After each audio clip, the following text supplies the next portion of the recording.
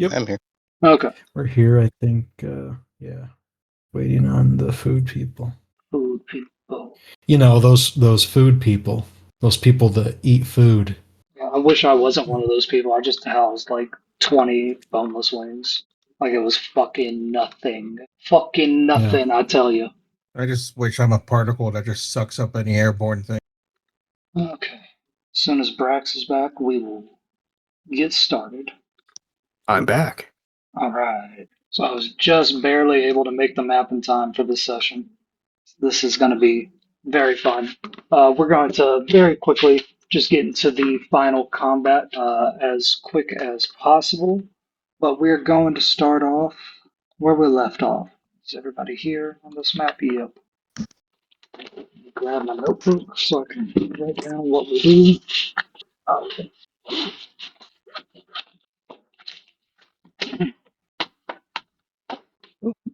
So last session, y'all continued hunting down the Assassin's Guild in Waterdeep. The Assassin's Guild is hunting down members of the Masked Lords, the leaders of Waterdeep that democratically vote on new laws.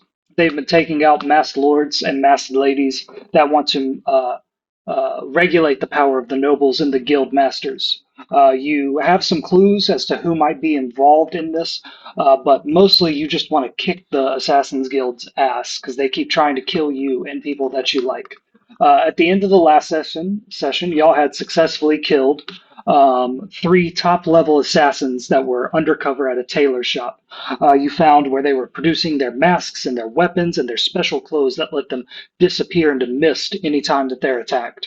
Y'all actually have an antidote to that mist. I believe Blinken and Huel, respectively, have 3 doses, except Blinken used one last session, so Blinken has 2, Huel has 3, of Ghost Salt. This can stop the assassins from misting at any point, or for 1 whole round after you throw it on them.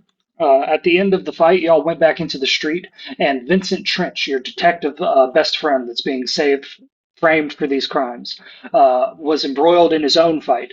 Many of the mannequins in the tailor shop had been charmed to come to life and attack, and since Vincent was left upstairs alone, he fought them off alone. When he crashed through the window, he looked up at you guys and said, "I think I found it. I found what ties this back to Lord Grahund." And then behind him, out of mist, appeared the leader of the Assassin's Guild, who said, "Oh, Vincent, you old cat. You won't be getting away from me this time." And he touched Vincent on the shoulder, and they disappeared into mist. You guys are gathered around the remains of the exploded, fiery Skull and Bones tailor shop, a front for the Assassin's Guild. It is Huel, the halfling bard, Inchi, the goblin wizard, EB, the deep gnome rogue, Thorgrin, the dwarf barbarian, and Blinken, the dragon warden ranger gnome. You are also with the artificer and Elzerna Castellanter, disguised as Stacy. Everybody roll perception. I got. Let's see. I got a 5, 2, so that's a 7. 7. Sam got an 18. Brax got an 18. Blinken got a Fumble 3. beans. I rolled a 1. Oh no. Fumble. Fumble. Huel, did you roll? Season shit. Sorry, I just got back.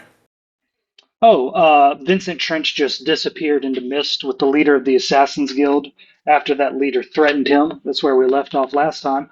But I asked each of you to roll a perception check. If you can beat an 18, you can be the person that sees what needs seeing. You said beat an 18?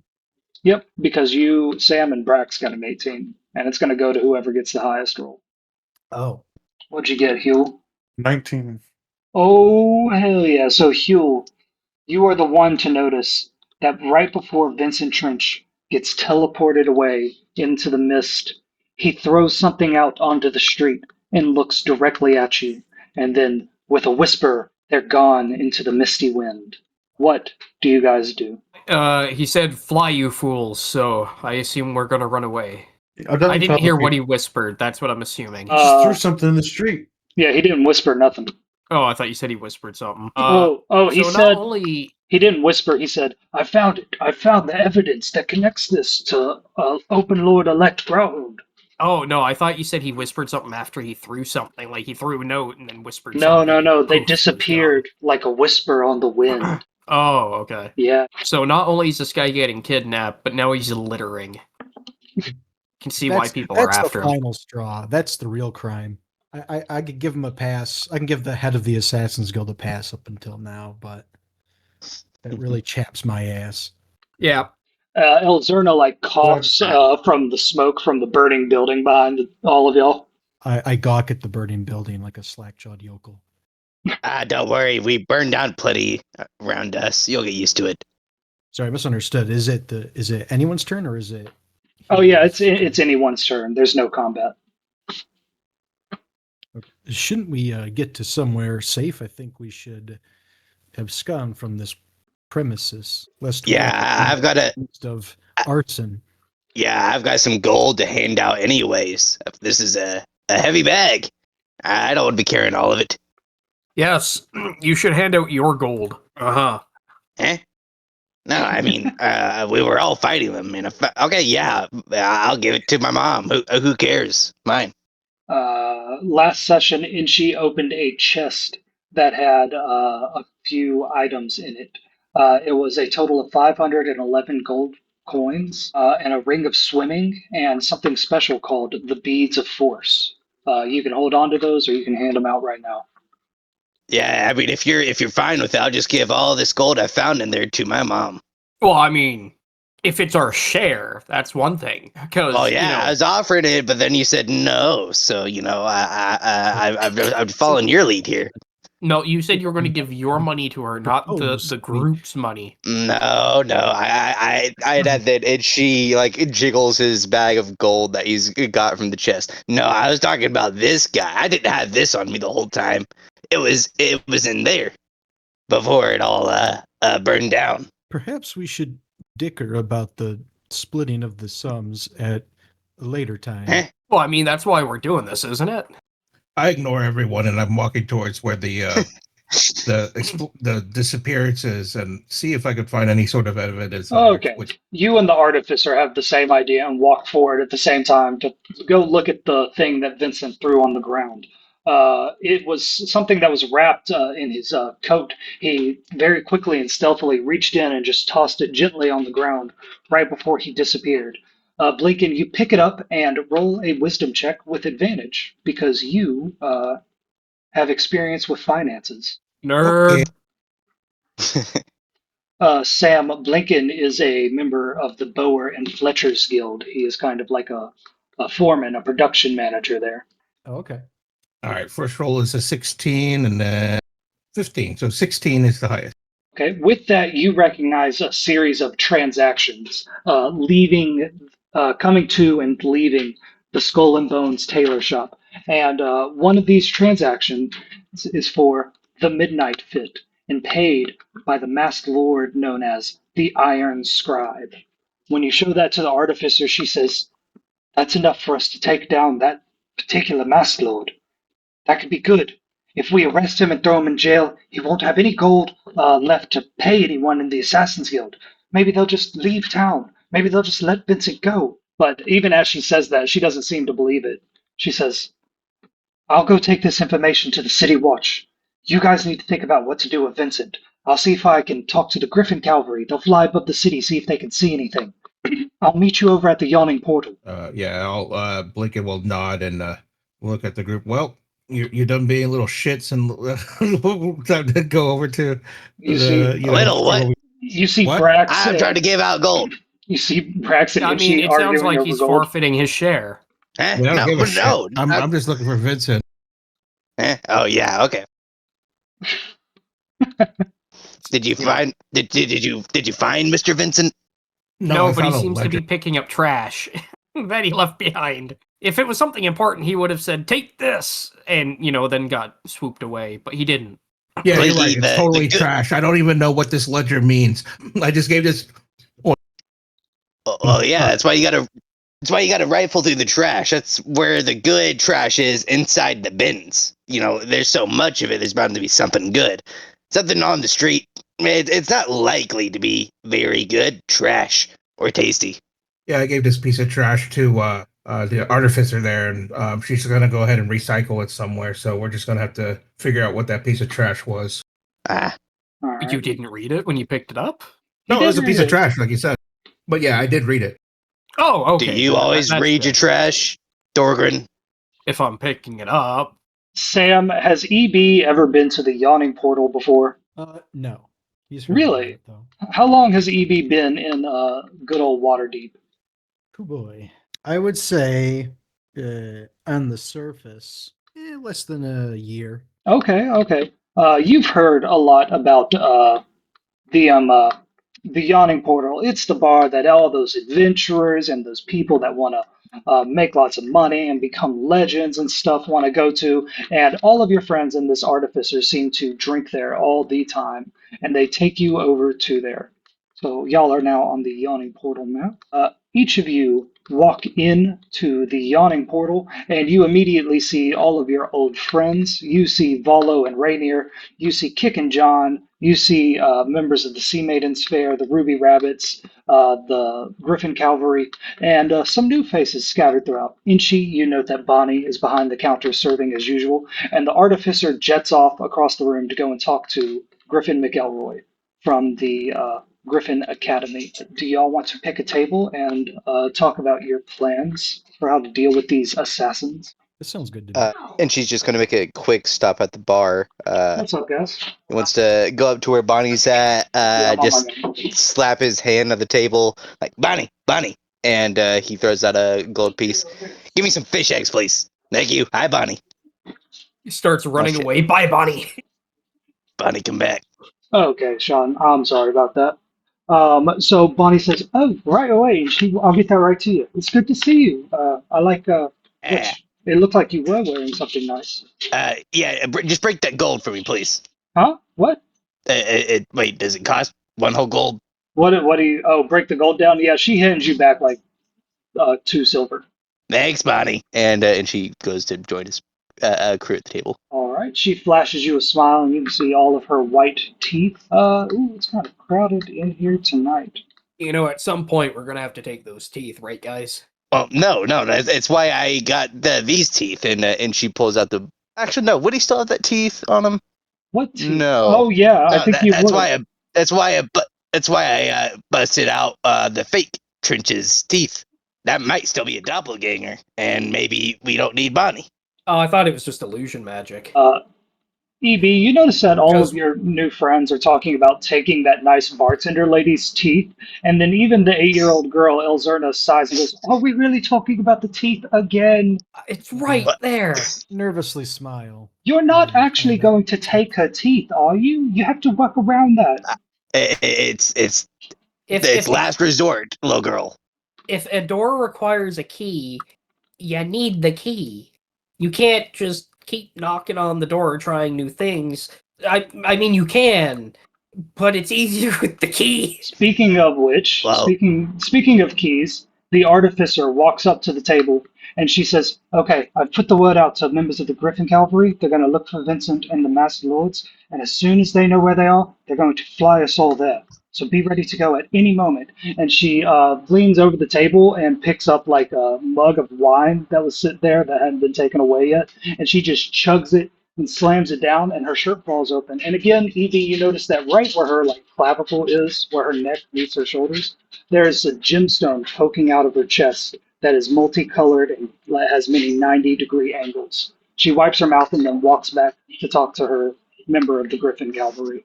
You know, speaking of things we need to take, it's also right there.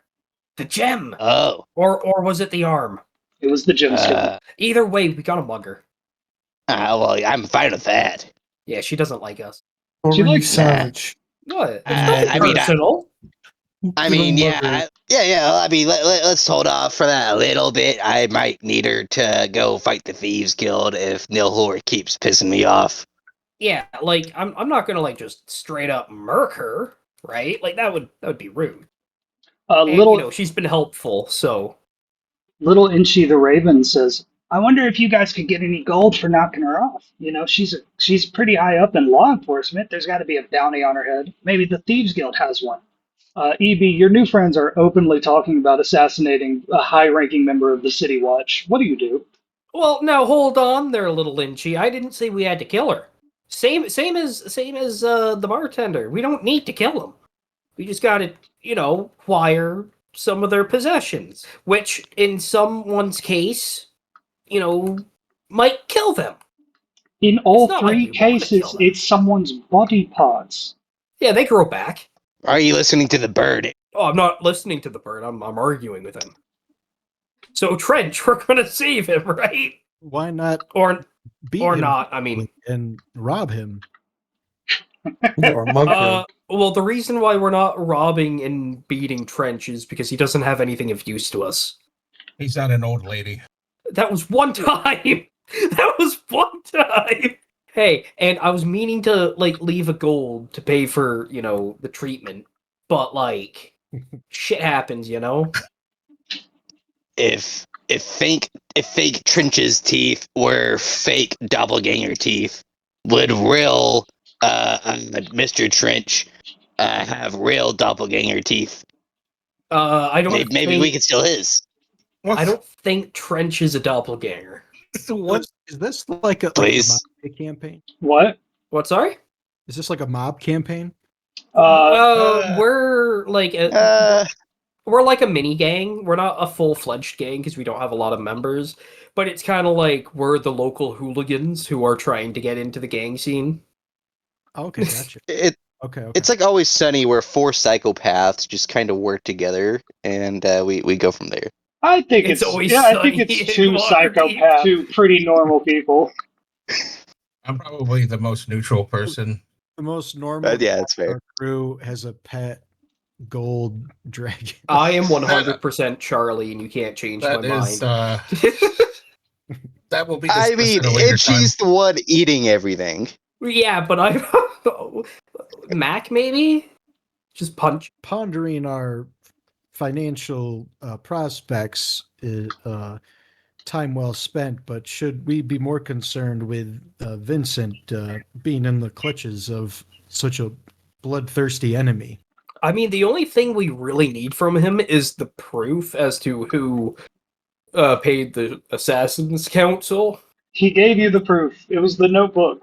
Oh, The It was that piece artificer of is. trash I gave it to the. No, to the yeah, guards. no, I get that. But Yeah. what I mean is that's the only thing we really need from him. If we save him, that's just out of courtesy, I guess, because he helped us. You guess. Hmm. Well, I mean, I don't care. A worthy investment, since we've already have helped each other out thus far, to continue the business arrangement. Yeah, we could, invest more time into him. I believe Lady Naira, Vincent's masked lord friend, the woman that you danced with at the gala, Thorgrim, she offered to pay y'all a handsome sum if you could solve this Assassin's Guild business and keep Vincent safe. Yeah, that. So I guess we're gonna go save Vincent, eh? Gotta get paid. Nah, it's not the. No, I've decided that money. money's more important than being a dink. Would it help if he was an old lady? No, because then I'd have to punch him That's true. I should have retracted that statement. Yeah. Um, She was sleeping. in yeah. a rocking chair. See, I didn't know the details there. I was there. You should have seen it blinking. Oh, I She's Superman sleeping. punched her. I Yeah, took she her was- right out. Yeah, you'd be proud if you had seen it. Okay. Out of all the times I've gotten into fist fights that you've witnessed, that was probably the most brutal. And she's cutting his yeah. gold coins that he found on the table. So And I'm anyways, talk about different old lady there. And I look at Elzerna. Definitely not the one. That was taking Hey, care. look, of it her. was 6-7 quick punches to the head. She didn't feel Jesus anything. Christ. She says, I had eyes blinking. I saw what I saw. And look, don't forget, I was called an angel afterwards. So, Okay. I couldn't have done anything wrong. And The because of that incident, I saved a child The from being artificer, sacrificed. The artificer comes back to the table, and she actually approaches you from your right side, Huel, and she gives a big mug of beer, and she says, "We've already sent out paper birds to the palace. They'll be arresting the Iron Scribe soon. I've sent that book in for analysis. If any of the accounts in that book are related to Lord Grauhund, we're going to have him in our clutches too. Oh, gods above, the open lord being corrupt, that would be absolutely horrible for Waterdeep.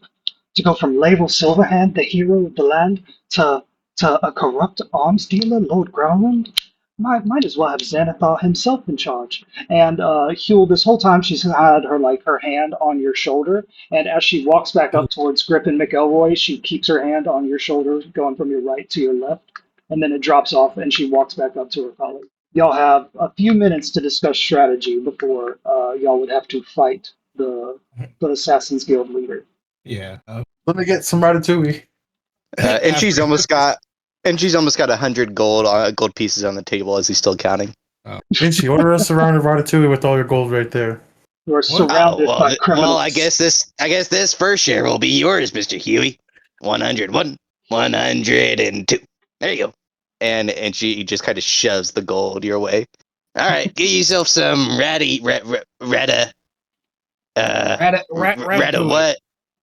Ratapooey. Just go ahead and get you some of that. Ratapooey. And she Okay, starts so counting again. why don't we just find a mage who can cast locate person? You're actually using your brain, Torgan. I You have mean, that money anyway. Yeah, y'all can locate Well- object. Vincent always has that pipe, but the artificer is looking for him. Well, yeah. I mean, that's Yeah. what I was. Well, yeah, but I don't know if we want to bring the artificer because, like, we already tried. Well, we already tried to hire the Assassin's Guild off someone. So having her there and they try to, like, rub it in our face in front of her could cause, like, another kerfuffle. And she already doesn't like some of us, so she might use that as an excuse to arrest one of us. And she. Don't worry, guys. And- I got your back. Nice. And he goes back to counting 60, 61, 62. He's gonna get the Yeah. ratatouille eventually. Yeah, Starting feeling it. it's kind of late at night, so yeah, there's been a pot of ratatouille going, so they bring it out to you. Sam, if you zoom out on this map, the Yawning Portal does have a full menu. Oh, is it there? We're on a different Yes. screen. I'm looking at like rooftops. I don't know if we're supposed to be Oh, seeing that. shit. It's just when No, you shouldn't be. What the fuck? My bad. Fuck, how dare you? Spoilers. I thought we were just like looking at the Yeah, rooftops no, above. no. You're still at the Yawning Portal. The it Artificer is. is working hard on finding out where the Assassin's Guild took Vincent, and she's going to take all of you there to fight. If you want to fight, you don't have to fight. Oh, we don't have to fight? We can let the, Oh, no, he'll die if we let the soldiers go in, because, you know, they're useless. I'll go to stick up for my buddy, Vincent. I mean, there's a reward for keeping him alive, so... That's the only reason why you want to go. Yes, to keep him alive. Hey, he's a detective, and you know, out of character, I intend to do crime. It wouldn't make sense to, you know, side with all the lawmen. Willing, Detective, though, it's not like, you know, like, it's not he's law adjacent. Speaking of reward for our crimes, here's another share. And then she pushes another 102 coins to the center of the table. Someone grab it. And then You she's said just going to go back to counting. 102 each is what would be an even share. And I did give out the spare gold to the artificer last session. Sure, I'll take some. You said 200? 102. Oh, 100. Yes, the ratatouille. Jeez. And any drink you want is on me. I mean, except Toadie's wine. If you want Toadie's wine, you gotta get that yourself. Anything else? 3, 4. Okay, well, I think we should go to Troll Skull to drop some stuff off and have a quick rest and then meet up with the artificer so we can go fight the assassins. Oh, I'm not saying I'm pretty hurt, but ouch. I forgot to My mention bones. something very important. Because I know it's been a while since we've done a long rest, and since this is mostly about having fun, if you buy something from the Yawning Portal and eat it, it's going to be so good and so delicious, it'll be like a half of a long rest. You'll gain HP, Oh, hell. spell slots, things like that back. Like, so if Thorgrim had 4 rages and he's used them all today, eating this meal would give him back 2 of his rages. So if I buy 2 meals, it's a No. long rest. No, You're just a absolutely. pig. You scumbag. How's So that wait, a are we able scumbag? to I'm just get a- paying the price for it. You're trying to. So we can only get a half long rest for a food, or can we not accumulate it to a long rest? Like You can't Thorgrim said? accumulate it. No. Got it. Uh, All okay. right. Well, how much is a meal? Right You there. can look over at the menu. But like 1 gold coin. 1 gold coin is. It'll come with whatever ale you want, wine, spirits, whatever would pick you up right now. All right, then I will do that and get 2 rages back. I will And she's already buy- got some fish eggs on the way. And you like so like half a half a rest. So like Yes. hit die. Yes. How many? Or that's my choice actually. Yeah. Or roll whatever you would get for a long rest and then cut it in. Long rest just gives you full.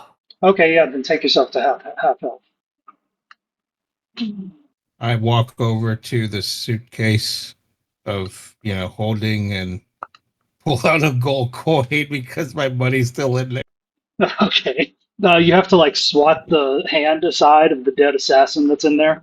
Oh yeah, there's like 3 bodies in there, isn't it? No. He's been cycling them out. There's just one in Yeah, there. I take him out. Yeah. In total, though, y'all have put 3 different dead bodies inside the suitcase. Yeah, that's why I was confused. Well, I mean, the first one I put in to dump out almost immediately. Oh yeah, The second one I kept, and the third one's still in there. that's gross. Get out of here. Well, Hey, Blinky, What? hold that bag open. I got your share. Oh, all right. I guess might as well fucking put it in here. And he just shovels that gold right on top of all those bodies. Grab On the gold body. coin. Guys, so All right, this how'd you get the tender? this And person she cocks his head to the side as he looks inside the bag, and then he specifically puts 2 gold pieces on the eyes of the dead guy. There you go. This woman walks over. She has a little book in her hand, and she's wearing like a very simple robe, and with an apron that's stained and stuff. She appears to be some kind of tiefling. She's got purple skin and horns and a tail, and she says, "Well, howdy, y'all. How's everyone doing? What can I get for you today? Fish eggs. Where is it? Your fish eggs are already on the way. Oh, okay. I'll do the portal curry. Bowl of curry coming right up, sweetie. I'll get the tender and tater. Just make it nice and yummy. Ooh, that sounds delightful. And how about you? I'll get some ratatouille and I'll toss her a gold piece. Of course you will. And Thorgrim. Oh, I said the curry. Oh, okay. Elzerna orders a bowl of grapes. What about you, EB? Do you need to order a heavy feast in order to No. get the benefit? Okay, be anything? Okay. Yeah, I'm just having fun. Order whatever you think looks good. What looks good? Eowyn's pie sounds like it looks good. There's the oh my god, there's the Inchi special, which is a bowl of grapes with hot gravy poured over it. It's the G&G bowl. I think I'll have some of your portal barbecue. Fantastic. And what's your name, darling? I don't think I've seen you in here before. My name is EB. That's wonderful. Excuse me while I squeeze on past you. And she squeezes by Huel, and she squeezes by Inchi, who's wearing that big cowboy hat, and she goes on her way, taking orders around the place. So what strategy do y'all want to use to go against these assassins? You have that ghost salt, and then you also have abilities. Hold on, let me make sure. I'm thinking. Well, obviously, I could give somebody the ghost salt if they're going to use it. I'm thinking like whoever, probably fucking Thorgrim because he's going to be melee. Well, someone else should use it so I can spend my entire time just beating them instead of a bonus action when to do you this. beat them, they disappear every time you beat them. So that's why you use the salt. Well, yes, I'm saying you use the salt and then I hit him. All right. Mm-hmm. The artificer comes back to the table and says, "Fellas, we all have a big problem. We found the Assassin's Guild. They're waiting for us. They're calling us all out. They want to fight. They've taken to some rooftops in the docks ward, places where some of the roofs are rotten, places where some of the roofs are frozen over because of the cold winds. They don't just have Vincent. They have 4 other masked lords. They have Vincent on one roof, and then about 3 blocks to the right, they have 4 masked lords. And it looks like there's more than the leader. There's about 2 other assassins that look pretty powerful. What do you guys think we should do? Thorgrim, here's your share. I'm sorry, lady. What are you doing here? She says, What? I was just No. giving an update, but Inchi, I I thought. was listening the whole time, and she wasn't. I know Oh. what's going on. Okay. Yeah, no, she says, Inchi, I thought we were getting along better with the investigation magic. Oh, yeah, that. Yeah. All right. If y'all don't want to discuss strategy, we could just get on the Griffins and we can go. Well, what do we have available? Like, there's us, the Artificer. She says, Griffin McElroy and his Griffin Beatsley will assist us as well. Okay. Well, why don't we just use the Griffin to like grab high value assassins and drop them? Excellent idea. Can't dodge the ground. Excellent idea. One person can ride on Beatsley's back along with Griffin. Griffin will focus on steering. Whoever's on his back can focus on grabbing up that high value. Mhm. Who wants to Oh, go yeah. after the leader of the Assassin's Guild? Quick question. How long do we have before the raid? Do we have time for a short rest? No, that's what the food's for. Oh, okay. Do you need a short rest for something specifically? No. I was just going to try to get hit points. Yeah, no, the food will give you back half of your missing hit points, okay? Speaking of which, that new tiefling waitress comes back and she goes, oh, hey, everybody, excuse me, let me get up in here. And she comes right beside Inchi and the Artificer and she gives out all the food, the portal, the ratatouille, the fish eggs, everything that everybody wanted. And she has to slide all of his gold out of the way. And a cup of coffee for the Artificer. And she just goes all around those coins. She doesn't care at all. She's very good. She's very professional. Ignore that roll. And she says, oops, excuse me. And she shoves past Inchi and she goes on her way. The Artificer says, all right, guys, are you ready? Do you want strategy? Do you want to go buy potions? Do we have enough time to procure the potion? Yes, we have a few minutes. We can go over there. We can prepare ourselves, and then we can go over there. Mechanically, you have enough time to stock up before the big boss fight. They're waiting on you. Okay. Yeah.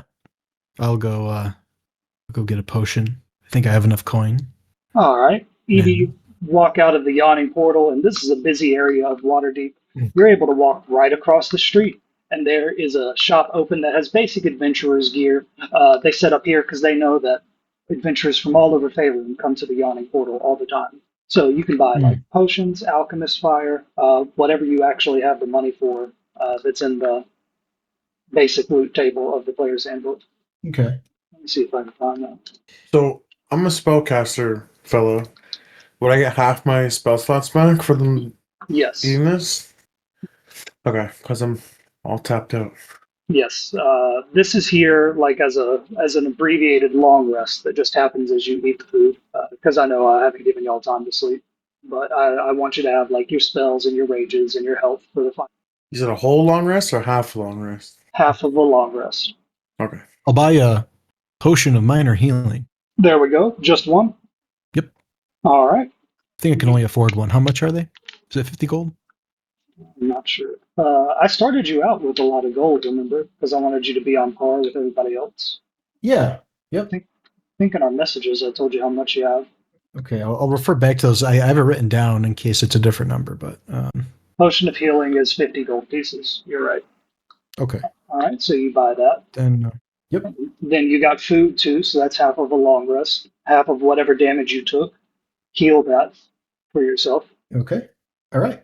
I think I'm in decent shape. I'm wearing my boots of elven kind with spurs. Is that Yes. what it says here? Yes, Yeah. so the spurs fold up and down. If you fold them down, the boots will make noise. If you fold them up, they're completely silent. Okay. All right, anybody else have any questions about their stats or anything before we head to the big fight? I'm going to ask the salesperson, do you happen to sell firearms here? She goes, yeah, we got, yes, my lord, we got hand crossbows, we got light crossbows, medium crossbows, things such as that. Any kind that rely on the kinetic power of gunpowder. Oh, my lord, you're talking about the fancy hand cannons from Luskin. Unfortunately, no, I have not been able to get those in. They're crazy expensive, especially importing them all the way from over the sea. I see. She says, Well, in that case, I will adjourn this meeting, and I quickly leave and get back to the other fellas so we can go fight. have a good day, my lord. All right. Now, for eating, are we adding the half of our maximum health to what we have right now, or are we bringing ourselves up to half? However much you were damaged, heal half of it. So if you took 30 points of damage so far, you would heal for 15. Understood. All right. Any other questions before we head out? No. Not from me. Oh, well, that's good to know because that bumps my health up even more. Okay. All right. As you get out here, the artificer shows you on a map of Waterdeep where you're all going. Who wants to ride with on Griffin McElroy, or on the Griffin? Are there any amongst us who would benefit from an aerial assault? I mean, Probably people who use ranged weapons. I point at my longbow and head over to the Griffin. I'm saying right here on the ground. The guy, I'm gonna- the guy with the dragon is the one that's going to go to the Griffin, guys. Get a load of this guy. It's illegal, and you shut up about that. Sam, yeah, you go to make your comment about the dragon, and you remember there was a dragon earlier, but like, what did it look like? What color was it? As the more you think about it, your brain the bounces memory off of fog. it. But you were able to like get off that comment, and that like triggers something in your mind. Something has happened Okay. to your memory regarding that dragon. And the artificer says, "Oh yeah, Inchi, didn't you make a dragon illusion earlier today? Some kind of purple dragon, I think. Can you do that again? That might scare them." Oh, I mean, I made a lot of illusions. I guess that was one of them. Yeah, I can make some illusions. She goes, "Okay, Bibbidi bobbidi. how does this sound? We don't do anything until Inchi gives us the signal. He summons some ferocious creature to scare the assassins, get them looking one way, and we attack from the other. Does that sound good to everyone?" I sigh Sounds and good to nod. me. Yeah, Inchy time. Y'all don't have to do that. That was just a suggestion. Yeah, I know. Okay. Let me get the Beaksley token in here. Sam, this guy right here, he's a minor character. He really doesn't matter that much, except for the fact that he has a griffin, because he is a member of the Griffin Cavalry, which is elite city watch here.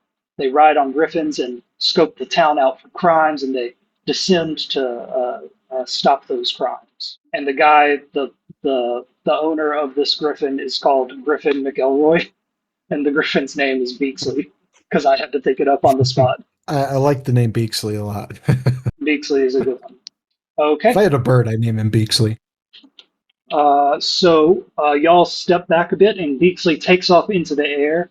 Blinken, you feel thrilled to be flying this high above Waterdeep. You've always wanted to do that. And Aranax is mad that he can't come out and fly over the city openly like he used to do when he was young. Everybody else, y'all set off for the Docks Ward. And I'm going to take you to the map right now. Hey guys, what's a good monster to? What monster looks like a signal to you guys? Signal? Yeah, Well, A flame elemental? Okay, yeah, big fire guy. A sprite symbol. What signal are you giving with the flame elemental? Attack! That's the signal Yeah. to We the... should Mhm. think we should agree upon what the flare would mean before the battle. Yeah, To I mean, attack. the creature's got to be symbolic, right? Like, oh yeah, you see a mind flare, and think, oh no, we're about to come ruin your whole day, because no one likes to see Nilhor the mind flare. Who's Nilhor? Huh? Oh, that's my boss, the mind flare. in Oh, wait, you Thieves told us Guild. about this. Yeah. Yeah. He cracked open Growlhound's skull. What now? Say it I again. don't think we Inchi. knew about that. No, he told you this in the Temple of Ogma. But say it Oh, he again, did, I Inchi. remember. Oh, Uh, cracking? Okay. yeah, you got to maybe repeat not some Huel things. if he's with us. Why Yeah, I would knew you you- tell Huel? You are still, like, withholding some information. I don't know, Oh. is Huel with us? Yes. So Oh yeah. Then that might be his first time hearing about that too. Then wait, no, you can't say that in front You of the over here artificer. eating lunch, catching new lore. He's like Oh, this yeah. medium with Yeah, no, the artificer was walking like 10 steps ahead of you. She's like got a quick pace about her. So you're able to whisper to everybody. gotcha. That's what we'll say. And she's Okay. over here spilling the beans in front of the artificer. It's like, oh yeah, the open lord elect is controlled by a mind flare. You think these assassins are problems? You got bigger problems, lady. All right. So can everyone see the map? It's a pretty big one. it's Yeah. glitched out. Yeah, where are we? Give Okay, it there some, it goes. yeah, Just give it some time. to realign load. it. Yeah. Zoom out. Okay. Yeah. So this Rooftops. is a neighborhood in the Docks Ward. This is a pretty big, pretty cool map. I have this rooftop layout, and then also I have the inside of all of these places as well. So this is a fully functional map. Wherever you want to be, Wow. you can be. If you zoom out in it all the way and come up here to the change up and come to the top of the map, you can see where all the enemies are. I'll bring you up here.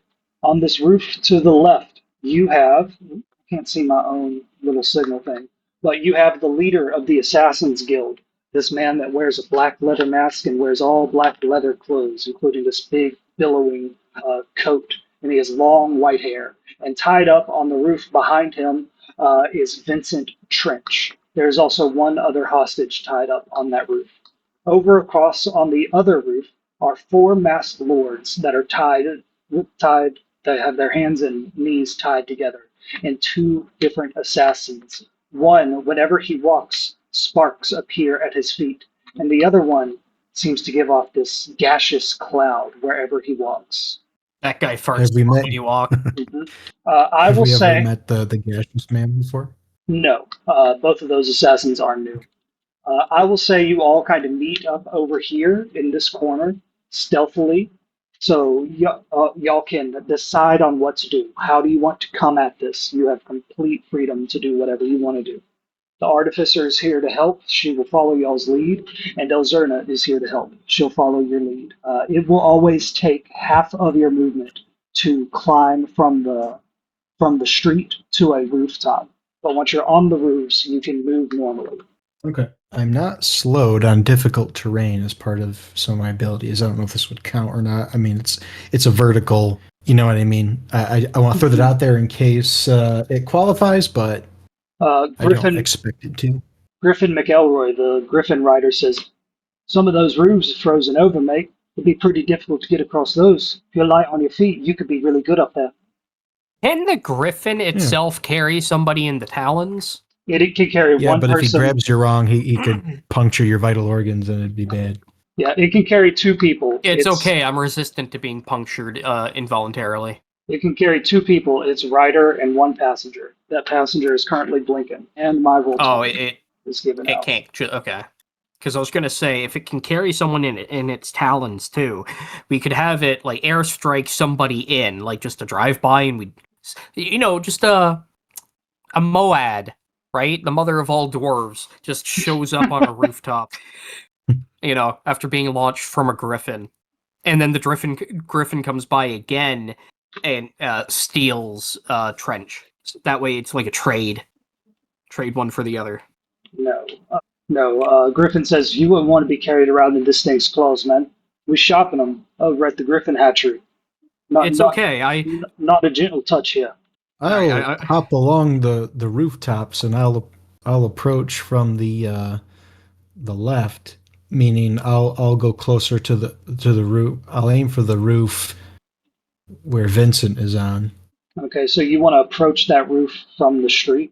I'm gonna or climb up and try to sneak your way over there.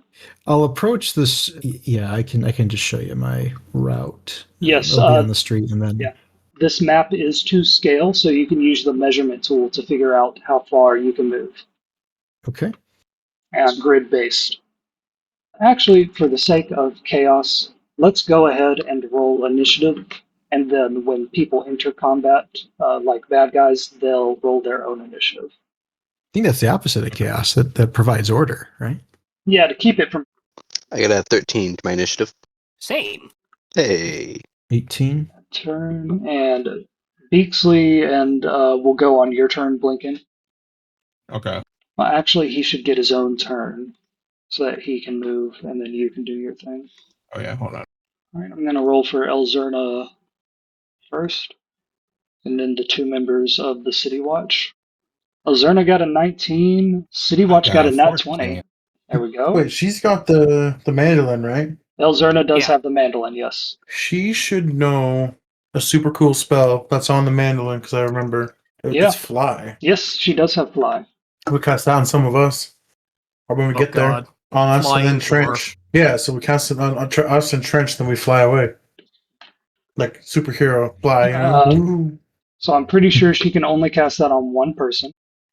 Oh, what if we cast it on somebody who could grab people and then suplex them from like 120 feet in the air? Oh, that's someone. That sounds like that someone is you. Are Well, all I'm of your definitely talking ideas about about me. taking people up into the air and dropping them? On their heads, yes. That is like- Specifically on their heads. That's so crazy that just might work. You like Zangief from Street Fighter? But better because it's me. Slamming them from the height limit. God damn, I can't find the stat page for Instrument of the Bards. Yeah, there's a couple other spells in there, but I know for sure fly. Is it the Wikidot? Will that do it? Yeah, that's not the Forgotten Realms. What are you looking for? Instrument of the Bards? Yeah. I think my internet's just being slow with all the stuff I got going on. Instrument of the Bards. I'm DMing it to you right now. Just give me a second. Perfect.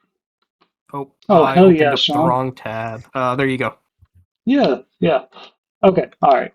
Kenneth Mandolin. I'm just gonna take a screenshot. Ah, yes. You did you mean to reply to me or drop it in the game chat? Motherfucker. It's okay. I know all of her spells now. I am the Oh. spell master. Also, y'all have the Artificer with you. She can use her mechanical arm and turn it into like a hand cannon. She can shoot off magical And spells. threaten. Yes. She can shoot off magical spells. She does it by making finger pistols and shooting. Okay, Oh, I'm so, well acquainted with the finger guns. yes, you are.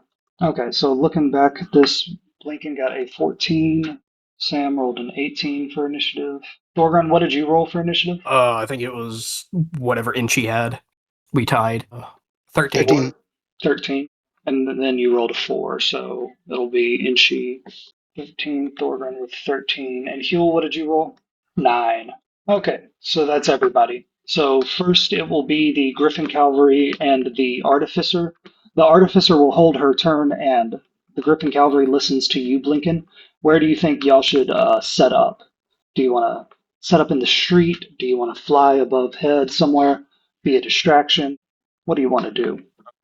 I think what I want to do is when, the party gets close, I want to be close by and do like a, do kind of like a strafe and run around here if we can, start like shooting at these guys and go from right to left to the, boss eventually, right? So it's like I fly over to this area and then get ready to do that sort of thing, kind of stay out of sight until, like I said, when the party shows up, and then that's when we'll like engage into doing the strafe and run slowly. Okay. Yeah, it's like the cavalry tactics. You kind of wait Exactly. until you get in and then you charge in. Real quick, everybody, if you go look back at the top of the map, I'm going to change the locations of these guys just so y'all can get around them a little bit better. They shouldn't be on the edge of the map, Oh, okay. Yeah, so that's all I'm changing there. So, Okay. And I'm going to use the bathroom and get some water. Y'all can strategize. I won't be able to hear it. And then when I come back, just tell me what you want to do, okay? Okay. All right.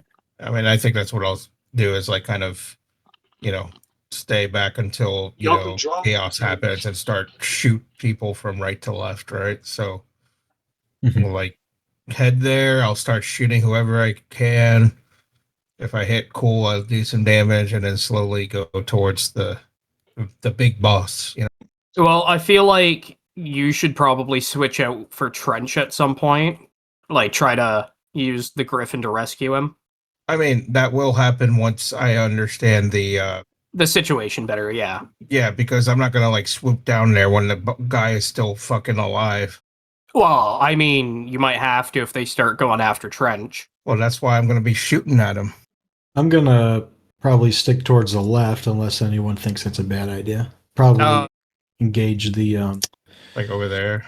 head honcho. Who's the guy with the cigar? Wait, don't. Isn't it like an old guy with a cigar? Or am I imagining Man. that? Are you talking about from like the A team?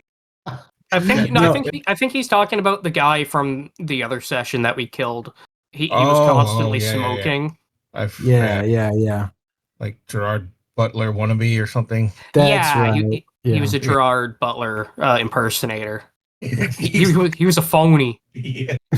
I forgot about that. But I might go up the center then. That way we have like someone drawing attention. Yeah, and then we got EB like on the left side. That'd be good. I can walk right up in here. Yeah. And then I'll be chilling on the right until things happen and I'll start shooting. And then slowly go towards, Trench. We could make Huel start playing his broken loot. It's gonna be like Ron's wand from Harry Potter, where it casts spells on himself instead. It's like the D&D movie where he just starts playing the fucking loot. That was funny. The neck's kind of broken. He looks down on it and he's a little sad. He's like, yeah, it doesn't deserve to go out like that, Blinken. One last show. And then he grabs it. Yeah, you tell him. So he's tuning a little bit here, like the ding, ding, ding, the string like tightening. And your hair becomes Right. more staticky with each tuning because it's broken. Yeah. Like 3 strings on it. The one's completely broken. Huel, you might want to stop playing that or tuning that thing until you get it fixed. I think you're gonna blow your hair up, or what left of your hair you have. Logan, Song. one last show. He's got one last show with him. All right, boys, I'm back. What's the plan? We'll go. We're gonna kill him. Fantastic. We're gonna go in order here. Blinken, tell me where you want to go. I'm gonna go probably like down towards the right here ish, kind of stay out of sight until whatever happens, and then slowly, like I said, kind of go from right to left, try to like eventually hit him, and then slowly go towards Trench once I get good enough damage. Okay, so you're on the ground, right? No, I'm on the Griffin, right? Yeah, you're on the Griffin, right? But the Griffin's on the ground or in the air? Oh, I would say like halfway, like I would say he'll be like right here, kind of ready for the flight. You know what I mean? Not too high so that he doesn't get noticed. And then once the stuff happens, we would fly up and then go towards the right to left sort of thing. Okay. Together with Griffin McElroy, you have to make sure that Beaksley stays very quiet. He's very well trained, but being completely silent is a bit foreign to him. You and Griffin McElroy are going to each roll an animal handling check. Okay. Whoever gets, we're going to treat it like advantage, so whoever gets higher. He gets +4 to his animal handling. Ooh, and he only got a 6. An 8. An 8. So as you guys fly over here, keeping low behind these houses right here, the wind is howling. There's lightning in the air. There's cold wind and rain all around you. From as far away as you are, they wouldn't be able to make you out clearly, but they hear a noise. This one that makes static sparks from his feet with every step. He walks over to the ledge and he's looking in your direction. He doesn't know that you're there, but he's looking over in your direction. Does that make sense? That's fair. Yeah. Okay. Next in the order is Elzerna. She's also going to hold her turn. EB, what do you do? Is it my turn? It is your turn. But you're Okay, getting in I will- position right now. You're setting up. So you can move more than 30 feet just like Blinken just did. Tell me where you want to be when we really start like getting into combat. Is it sort of like a free, not quite free movement right now, or It's a little bit Okay. free movement. Don't get too close. Like I haven't really set the scene here. So like they're clearly waiting for you. It's the end of the movie. They're like, come and get me or I'll kill your friend. You guys know where they are. They're barely hiding. They're challenging you. You can set up before they know that you're there. Like so that you can attack them from the best footing possible. You can't get too close, but tell me where you would like to be before we really start this combat. before Inchi gives his signal and y'all all attack at once. Did you see where I moved my guy? Yes. I'm basically Perfect. up the alley, Hmm. and yeah, I'm gonna climb up onto this house. Okay. You are able to do that. EB, you get up onto this house and it's got a pretty steep angle on it. So you're well hidden, but the ground underneath you isn't quite as steady as you would like, especially for quick movement in combat. But you're a rogue. You're Yep. used to sneaking around. You have no problem with it. You start walking on it a bit and you gently put your foot down because you're not sure about this new environment. And you can tell that this roof is rotten and it's been raining in Waterdeep for the past 3 days. You look around, Ooh. some of these roofs are rotten. This one that you're standing on, this one across the way. But like the ones across the street, they're fine. So some of these roofs are rotten. But since you're not really moving fast on these yet, you don't have to roll anything for that. You're Okay. on the roof, you're out of sight, you're in position. Anything else you want to do? I'll just no, I'll hold my position till the rest of the people arrive at theirs. All right. Inchi, it is your turn to get in position. What do you want to do? You said it's me. Yeah, Sean, it's you. So this is your turn to like getting it in position before you start the fight. Okay. The map is still trying to load up for me. Oh, Wherever I can get to with my movement speed, closer but out of sight, it'll work for me. Otherwise, I'm kind of holding off on doing the signal until everyone else is in position. okay. I will let you go last then. I'm gonna upload a screenshot. I think that'd work best. All right, so I uploaded a screenshot to the Discord. I know Appreciate it. this is technically two big maps on the Roll20. Oh, okay. Yeah. So I'm sorry if it's taking a while to load, but I think we're going to get a lot of use out of this map because it's very dynamic I with like it. 2 levels. So I think we'll probably use it again. Okay, so Thorgrim, it is your turn. It's your turn to get in position before y'all really start combat. What do you want to do?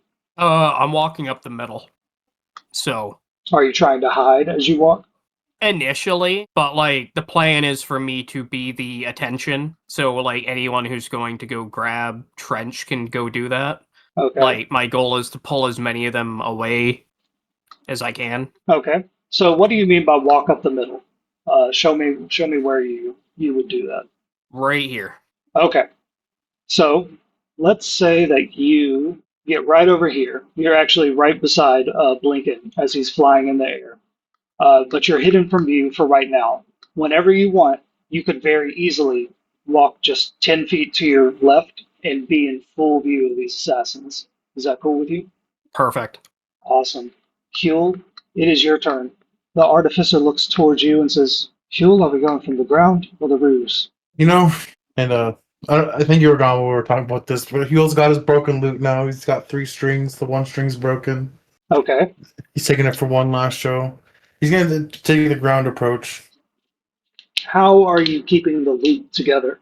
It's like broken at the neck. He's like holding it in place, like pressing it, He's like Mm-hmm. holding It it sounds together. absolutely horrible. Yeah, but it can't go out like that. He needs it for one last show, Okay. The artificer Got looks at this weapon, and just a broken instrument is just inherently sad, and she understands immediately, and she looks at you and says, I think I might have something for that. Where do you want to set up with her? I'll be right here at this crossroads. You want to be just In the in middle. full view? You don't want to hide at all? Oh, nope, not this time. Not this time? Okay. So let's put What's you. that Sheriff song's coming name? in. I'm gonna stand my ground. Yeah, he's like that. So Huel, let's yeah. not put you in full view yet. Not until everyone's in position. How about right here? You could be kind of hiding in the shadows right here. You're like 100 feet away, I think. Yeah, with all this That works good. wind and snow, they can't quite see you. Okay? And the artificer walks with you this whole time, and she says, "Oh, Hugh, I wish you had shown me that earlier. I think I have something that can help with that." And she digs around in her little side bag, and she checks the potion bottles that she has in her waist, and she says, here. And she pulls out this very small bottle. It's very thin, too, with a cork on it. She says, here, hold up the 2 broken ends next to each other. This is a very special type of glue. It might be able to help you out. Yeah, okay, and he's holding it up. Okay, and she Like very holding it in quickly place. uncorks the bottle and like shoves some of the glue on one side and some of the glue on the other side, and it starts expanding and it's weird and bubbly. And she says, "Hold the two pieces of it together, Hugh. Hold it like that for at least 18 seconds, and it'll be good to go throughout the whole fight." Okay. So yeah, and he's like holding it like you see it wobbling a little bit, just like the pressure of him holding it so tight. So, Huel, if you manage to hold this guitar together for 3 turns, it will be solid for this fight. You won't face any disadvantage on any of your performance checks or your bardic magic. You'll be able to play normally, but you got to hold it for 3 turns. Okay? The artificer Does that says, cost an action or? no, you just can't do anything else. Or Okay, gotcha. you can't do anything else with your hands. Yeah, gotcha. Like hold it in place. Yeah, hold it in place. Like, if you have to dodge, you have to hold it together. Don't be moving your hands around, but you can use your magic freely because all you have to do is strum for that. Okay, and the artificer says, if you're walking right in front of them, you're going to make yourself a target. Be very careful, okay? Yeah, I'll play it safe. She smiles and says, "Play it well, too." And she looks at you and she takes her glove off, and you can see that long, brand new silver arm she has. It says, "This thing came with a few upgrades." And she holds her arm up, and her fist detaches from her arm and flies up towards the roof and grabs it. And a steel rope connects her fist to her arm, and she rappels from the ground up to the roof. She says, "I call it a returning hand, but I use it as a grappling hook." And she gives you a little salute, Huel, and walks up onto the roof. She will cover you from this roof. And Nice. I think, He was like, I gotta get me one of those. Moshari. Inchi, it is your turn. Elzerna looks at you and says, "I got your back, Inchi." Yeah, all right. Follow me, little girl. Okay. And Inchi, you can take your token where you want to go. well, my computer is still a son of a bitch. Oh, shoot. So let me look at that picture you provided. Yes. Where is Inchi on this? Top right, top left. He's not in this yet. I You see. need to pick a place to be.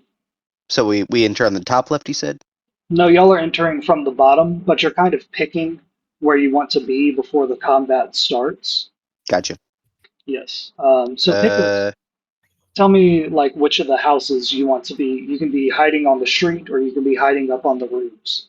All the assassins and Definitely. all the masked lords are up on the roofs.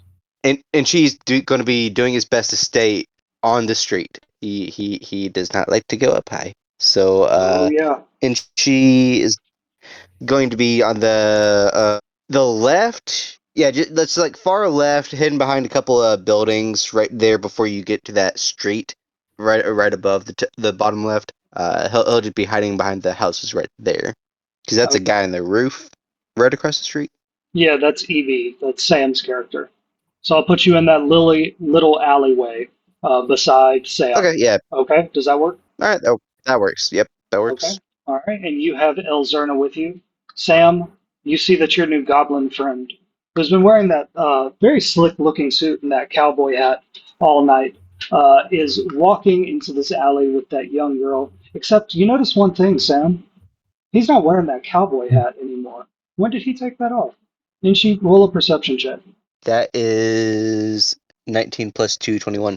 19 plus 2, 21. You notice that you're not wearing your cowboy hat anymore. You didn't take it off. It didn't get blown off. It was lifted off of your head with a hand so gentle you didn't even notice it. That strange waitress from the yawning portal. But you can't worry about that now. You have these assassins to deal with. What is the signal that you're going to give to everybody, Inchi, to let them know that the fight is starting? You did say that she bumped into Inchi twice. I should have picked up on that. And her name was blurred out. I even thought about it. Fun. Yeah. So is everyone else in position? Are we ready for my signal? Everybody else is ready. I'm ready. All right. Hey, little girl, where's a good roof I can put this fire guy on? She says, she points like up to the left. She says, "None of our friends are hiding over there. If you can get them looking over there with something big and bright, it would cut through all this rain and snow. They'd see it. They'd be distracted by it." Oh yeah, because it's a big old fire guy, and Big old she fire twiddles guy. his fingers, Yeah, and she She twirls gets his fingers excited. in fucking. She wants to see it. Yeah, big old fire guy. Big old fire guy. And then up forms a fire elemental on this roof, burning bright in the sky. What's a good spell for this? Yeah, tell me what spell you're going to use. Yeah. Cast major elemental. Major elemental. I got something close to that, but not quite. I want this to be Pulls a out the good one. Phantom Major major image. Major image. Is this the one that can do So damage? it's gonna no, but it makes it where it's a 20-foot fire elemental. Okay. So this guy is visible. Okay. Can we say that you summon a big skull that's on fire, like a 20-foot big skull that's on fire? Yeah, Yeah. Fuck yeah. He- All right. But it forms through the sky and its maw opens down at everyone, and You it starts make it starts laughing. Ha ha ha ha. And Elzerna goes, big flaming thing. Okay. So everybody, you see this giant flaming skull appear all the way on the left of the map. That is Inshi's signal to get started. The artificer goes first. She holds her turn. It's now the Griffin's turn. Blinken, do you want the Griffin to move? I'll move more slightly to the right a bit if I can. Let me look. I'm going to get rid of Griffin McElroy's icon, but he is still here. Let's see, probably. How fast can it move? Like flying wise? Oh shit, I should have the Griffin stats pulled up. Alright, I got the roll 20 rules for Griffins right here. Speed, flying is 80 feet. Oh, okay. So it could dash 160. Okay. So what I want to do is I'll be like, all right, let's point to the, let's go towards the right behind us here. And then hide in the corner here and, see if we get some action here. And then once we get the action, then we fly up and attack. And then that's what I want to do. So I'm going to move Okay. up here by about right there. Okay, and then you're going to fly up 40 feet in the air. I'll say 20. I don't want to go too high yet. Okay. So all of these buildings are about 15 feet high. Just for the sake of argument, all the time they're 15 Okay. feet high. Yeah. So you're about 5 feet above the rooftops. And I'm going to say you go on the same turn as the Griffin. So Okay. do you want to attack? I mean, I guess I could. Is there any advantage of you waiting? I don't think there would be, unless you want Thorgren and Huel to be a distraction. You can hold your action, Blinken. Yeah, you know what? Yeah, I'll hold my action if, if there's something going to attack, one of my friends or whatever from this guy, I'll attack. Okay. Okay. All right. So remember that you would go after Thorgren and Huel because you're holding your action for that. Yeah. Okay. It's Elzerna's turn. She summons the Cannith Mandolin and holds it in her hands. Inchi, do y'all want to move at all? I don't see any need at present. She's just going to make the skull's jaw move and have it say, "I'm coming for you." Okay. Roll an intimidation check. Dope. And Elzerna, who also had a meal at the Yawning Portal, is going to give you a bardic inspiration if you want it. Oh, that's nice because I got a 9 for my d20. Let me see if I got a good modifier. No, so that's 9 plus 1. That's 10. Do you do the bardic inspiration or do I? Kirby, do I It's make you? Do I make No, you no, roll it? it's Inshi that rolls it. Yeah, roll a d6. Gotcha. What die? D6. Motherfucker, where's my d6? That is a 6. That is a 6, so for a 16 total? 16. Yes. All right. So the lightning strikes in the air, the rain pours down, and the wind howls, and this massive flaming skull laughs even more dangerously and insidiously, and he is going to strike fear into these 3 assassins' hearts. Ah. And you know what? All of them are intimidated by it. They're definitely all Oh, looking in your direction, and they all take a step back. So, Blinken, you notice this one that was looking over towards you takes a step back. It's completely focused on the flaming skull, and so does the one Okay. over EB. It's your turn. All right. I will step up to the top of the roof and then I'll aim my bow and fire. Okay. Who are you firing Actually, I at? do need range. Yeah. Okay. 22. 22. Just a second. 22, that hits. So go ahead All right. and roll that damage For- as well. Got 6 damage with my short bow. This would short be bow a with my sneak mini attack. arrow. He wasn't looking at you. He was scared of something else. Oh, okay. Well, then in that case, there's also to add on to the 6, add 16. Add 16. So how much So damage did you do? 22 22 damage? altogether. Ooh boy. Damn, we got another heavy hitter on the crew. Okay. So high above the dock's ward, the faceless one stands a silhouette against the lightning. His hand is wrapped around the throat of the man called Vincent Trench, who looks half dead already. The air around them is thick. The rain falls, the lightning strikes, and then suddenly, this arrow flies out of the darkness and strikes the faceless one, getting all the way through like his leather armor and his cloak and stuff. It gets him right in the armpit, and he disappears into smoke. But where he disappeared from, the wind blows away the mists, and something remains behind. Evie, you see this glowing image of the man you just shot from where he was, and then that man reappears on the other side of the roof. It now looks like there's 2 men on that roof, a glowing one Okay. and the normal one. Do you All right. get another attack? Nope. Nope. Okay. And you already went. Thorgrim, your turn. All right. We've already done the signal, so I'm gonna walk on out. Okay. Uh, You could get all the way across this courtyard if you wanted. I'm gonna move 35 feet. Okay. Do you say anything? Do you draw attention to yourself? I'm assuming that the big ol' fire elemental was enough noise. Yeah, they're all paying attention to that. Do you want them to pay attention Yeah. to you? Nope, Nope. Okay. not yet. All right. It's actually just a big old full now. Not a fire But elemental. I'm also not being sneaky. Like, I'm just walking full chest. Okay. Like, I'm just walking up. All right. Yeah. You thud like your boots thud on the cobblestones in the mud. They splash up this black mud every time you step in the rain. But they're not paying attention to that. They're paying attention to the big flaming skull throwing green flames up into the air. You just moved 35 feet for your turn. That's it? Yep. Okay. Huel, your turn. Huel's gonna move 30 feet up this way. Like stick into the shadows right here. Like hugging the building. Okay. You are far enough away that you are hidden. Okay. If that's all you want to do for your turn. I could dash up. You could. I'll stay hidden for now, watching Thorgan holding the mandolin together. Okay. I will say, right now, you're guaranteed hidden. If you dash up, I'll make you roll a stealth check to hide. So you could do that if you wanted. Yeah, for sure. I'll try as I'm trying Okay. to hold this thing together. Yep. So tell me where you want to dash to.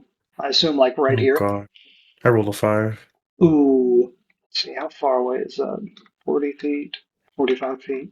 This is kind of where Thorgrim was hiding, so you're good right here.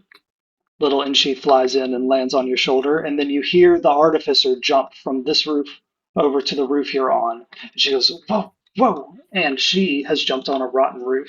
She is going to roll a dexterity check. Ooh. With a 7, she falls through this roof, and she steps out here, and she's now beside you, Heel. She is going to take 1d6 of damage for falling off the roof. And that's the Artificer's turn. Blinken, you held your turn. What do you want to do? Thorgrim and Huel are advancing, and EB has already made an attack. There are also 2 assassins on your side are still distracted by the flaming skull. Let's see. I'm gonna go.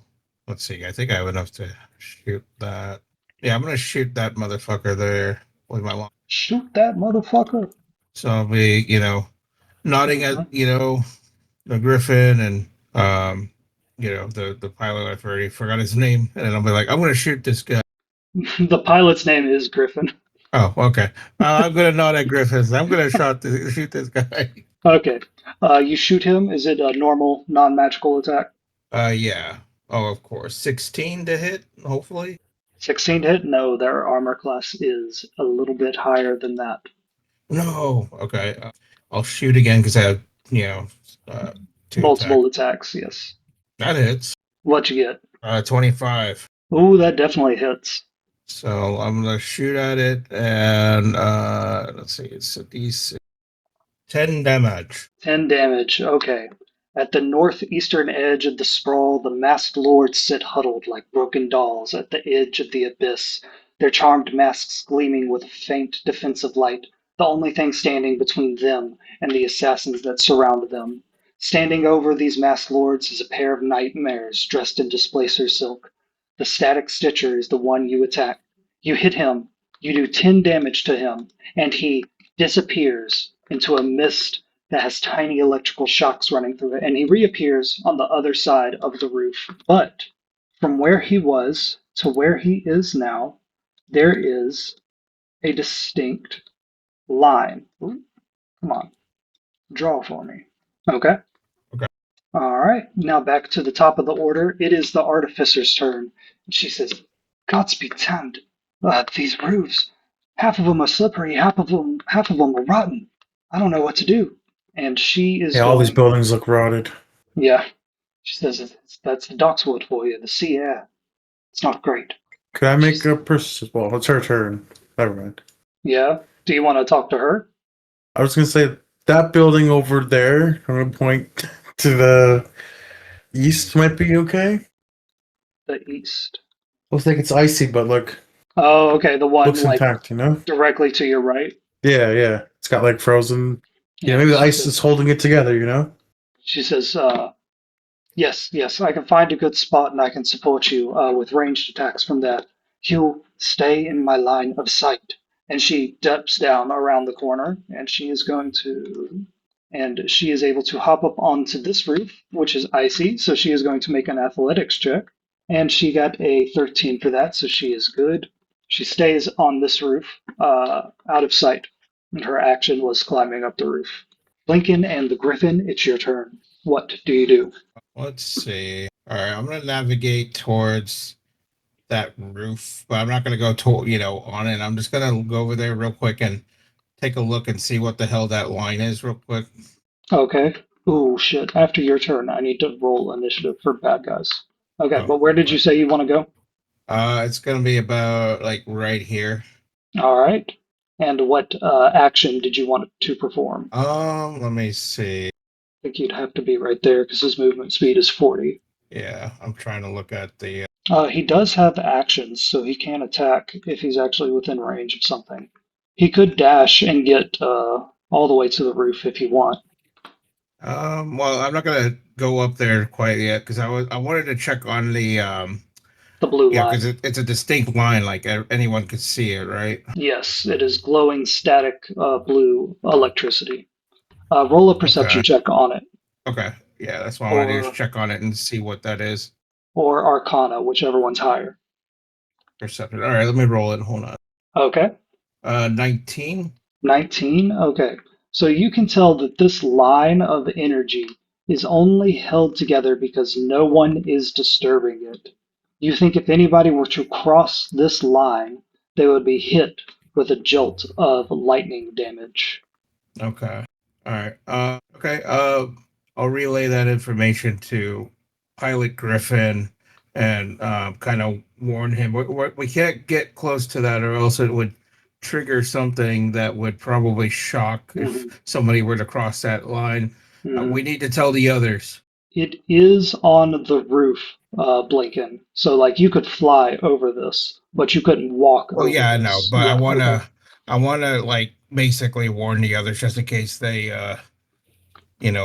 probably have some type of line in front of them eventually since they Mhm. teleport like bitches. Yes. Okay, so you could use the rest of Beaksley's speed, 40. He has 40 feet of movement, and you could fly over to anybody and announce this. Okay, I'm gonna go towards. Let's go towards like between Thorgrid. Okay. That's where I'm gonna go. Need to make this Griffin token movable by you. Yeah, that's.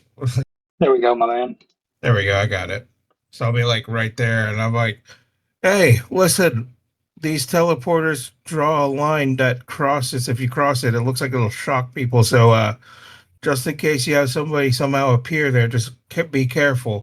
And that's what I'll say to Thorgrid and Alright. Huel. You warn Thorgrin and Huel, and little Inchi, technically. It is now Elzerna and Inchi's turn. Inchi, what would you like to do? The combat has started. The action has started.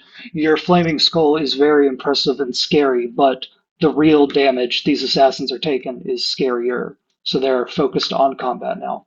Oh shit. Gotcha. Hmm. And she's gonna move in closer. Little girl, remember, hide and cower. Just stay back. I got it. Duck and And weave, right? no, cower. Oh, And okay. and she's gonna sneak up as close as he can to the nearest assassin. Is there any within his reach? So, from where you are, can someone stream so Sean can watch it? But from where you are, Sean, you're on the left of the map. You are about 60 feet away from the leaders of the assassins. But the leader of the assassins is on top of a roof, and you don't like getting up high. Yeah, no. You could also go into the building below him. You can go into the building of the roof he's standing on if you dashed over to it. Not sure if I feel like dashing because I won't actively have a action. Mm-hmm. I think I'm fine with the. You could I'm sorry? dash, if you dashed 50 feet ahead from the street, you would have line of sight on him. Would he have line of sight of me? Yes, he would. Schizo is streaming. Thank you. All right. Am I able to dash to the point of still being in cover, so I'm not necessarily in his quite line of sight, and I'm just going to prepare myself for my next turn? Yeah. Yeah, it's like you're hiding behind a corner. Okay? And Looks Elzara good. follows you. And now I need to roll the assassin's initiative because I forgot to do that. Whose turn is it? The turn order's bugged for me. It is going to be EB's turn, but now I'm rolling initiative for the assassins. Oh, okay. I should have done that a minute ago, but I forgot to. And as you free hostages, they will roll their own initiative if they can do combat. Okay, EB, it is your turn. The combat has I'm gonna started. fight. hmm What? The combat has started. Okay. I'm gonna shoot at the assassin that I fired at last time. Now I see that there are two of them on the roof. I'm going to aim for the token that looks normal. Okay. All right, this is the guy you shot last turn, so he has a giant arrow sticking out of like his armpit, the little gap in his leather armor there. The sweet spot. All right, I'm gonna shoot at him again. I got a 10.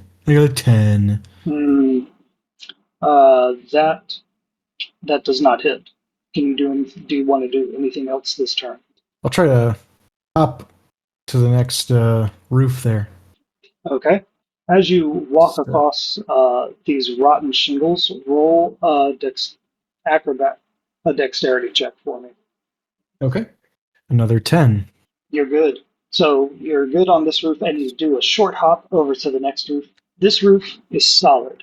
There's no problems with it. It's not rotten. There's no ice on it. This is a good roof to be on. All right. And so you've only used about 15 feet of movement, 20 feet of movement. Do you want to stay where you are right here or get even closer?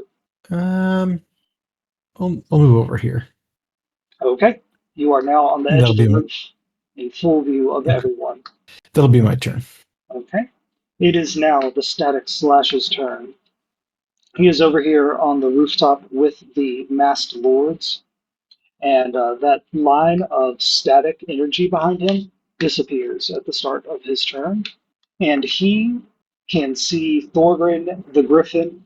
He can't see Huel, and he goes, "You there, come up here and fight me. See if you can weave between these masked lords. See if you can keep my blade from their throats." And he holds out this very long, jagged, rusty dagger to the throat of one of these masked lords. And he is going to hold his action. It is now the other assassin's turn. He goes, "Ah, yes, the time has finally come." And he gently, cautiously walks over to the two masked lords over here, leaving a trail of vapor as he walks. It is the leader's turn, and he says, "Ah, finally, I had been hoping something would happen. I had been hoping for a bloodbath, and you brought one to me. And he, from where he is, without taking any damage, turns into mist and reappears right beside EB. And he is going to attack you. Goodness gracious. EB, he raises this long, elegant silver sword and tries to bring it down on you. Oh my god. So even with this weapons bonuses and his dex bonus for a finesse weapon, he only gets a low roll. What's your armor class, EB? 15. 15? Yeah, he doesn't hit you, but he raises his sword and he is going to try again with his... He gets a 18. That one hits. That one definitely hits. 1d6. Ooh, EB, you take 9 damage from this long silver rapier. Yeah. Cat, come on. But that is the leader's turn. He laughs in the air as lightning strikes above all of you. Thorgrim, it's your turn. Chaos has erupted. Shots are being fired left and right. Assassins are teleporting left and right. One of them, up on this rooftop, has a rusty dagger held to the throat of a masked lord. What do you do? You said it's a 15-foot jump to the roof? Yes, but I'm not counting that against your movement speed. No? Okay. Or no, I am. No, I said I You was. are? My bad. It's half of your movement speed to get up there. Oh, okay. But you said... Did I say something different? No, I was just being an ass. No, if I did, please tell me. Because I wrote down the rules about getting on the roof, but now I can't find those. I don't actually recall. I was just being antagonistic. Okay. Well, it sounds like I'm just going to little use up shit. all of my movement. mhm. How does that work? Okay. Okay. I'm going to bonus action rage. Okay. Move up to half my movement. I'm going to use half my movement to get on the roof. Okay. I'm going to use the remainder of my movement. Uh-huh. Get into melee. Okay. So technically this area, like right here, is a little patio area. It doesn't have a roof right here, but you're able to get up on the roof and get up close to this guy. And you're going to attack him or Recklessly attack him. recklessly attack. All right, give me that roll. 18. 18, that hits. 15 blunt and 7 radiant. God damn, son. So he has taken a total of 32 damage tonight. And of course, as you hit him, he turns into this static mist and boom, all the way to the other roof. And he leaves behind this blue line of static electricity. I thought we were going to fight. He says, he doesn't have to say anything to you. You're right, he doesn't, but I'm going to grab something and throw it at him. Okay. Are you gonna Literally anything I can. Like, this masked lord, I'm taking his mask and I'm throwing it at the guy, I guess. Okay. If you take the masked lord's mask off, 1, that is a crime. He might not prosecute you for it, though. 2, the masks that they wear have defensive charms that allow them to take 2 attacks. If you take that off of him, Then I he's hope he just, doesn't mind if I borrow something off of his person to throw. He's just a level 1 civilian. But he doesn't have anything on him. What are you going to throw? You going to rip up a part of the roof and throw it? Yeah, if I have to. I'm not throwing them all, I'm throwing something. Yeah, sure. This roof is rotted. I should have made you roll for it, but I forgot. So you pick up a chunk of it and you're just going to throw it at him? Yeah, I'm just going to, like, try to peg him in the head with it. Okay, roll a dexterity attack. 12. 12, that misses. It goes sailing above his head. And he says, I thought you were attacking me. Huel, it's your turn. Coming from the one who ran. Huel, Blinken... 1 second before. Okay. Blinken is right in front of you. He has reminded you about this static line attack that one of these assassins have. What do you want to do? If I go up to this corner, can I see up onto the rooftop where Thorgrim is, like across? Yeah, you can. Like to over here? Yeah, it's 30 feet away. You can see what's happening. He is fighting he was fighting an assassin up there, but now it's just him and 2 masked lords. Thorgrim is ripping up parts of the roof and throwing it across the street at the assassins. I'm holding the loot together, so this will be the second turn, right? Can I Yes. still cast a vocal spell without it interfering with me holding this? Yes, I said you could, so you can. I'm gonna look at the one called Static Stitcher if I can and try to cast Hideous Laughter on him up there. He is 50 feet away. If that's within range, you can absolutely do that. Let's see if it is. 30 feet is the range on it. I moved 15 feet from where I was. Okay. I'll move 15 more feet this way. Yep. Okay, and you can cast Tasha's Hideous Laughter. It's 10 more feet away. I can't. It's too far. Wait. On this guy, I could. On Corrosive. Okay, yeah. Yeah, I'll do it on him because I can just reach him at 30. Okay. Go ahead and cast it on him. I have to make a wisdom save. Just I'm gonna rip a feather off Beaksley. He's I'm blowing sorry. up. What'd you say? I'm ripping a feather off Beaksley. Oh, The- okay. Because you need a The feather. thing. Yeah, the thing Thorgan started. Yeah, you started your turn by ripping a feather off him. He went, "Brrr." So he fails. He rolled a 12. So, yes, he fails. So he's gonna go prone on the rooftop. Does he fall off the roof? Ooh, it is an icy roof, actually. He might fall off the roof. Does Tasha's Hideous Laughter do damage to him? No damage. He just falls prone. Oh, okay. So He's this laughing. you cast this on him, and that does not trigger his misting technique. He laughs. He falls over to the floor, and through like raspy lungs, he squeezes out these horrible wet laughs, and he slides on the ice, and he falls down, and he falls to the ground, 15 feet. So he takes 1d6 of damage, so 2 damage, and as soon as he hits the ground, he is teleported back up here on the roof.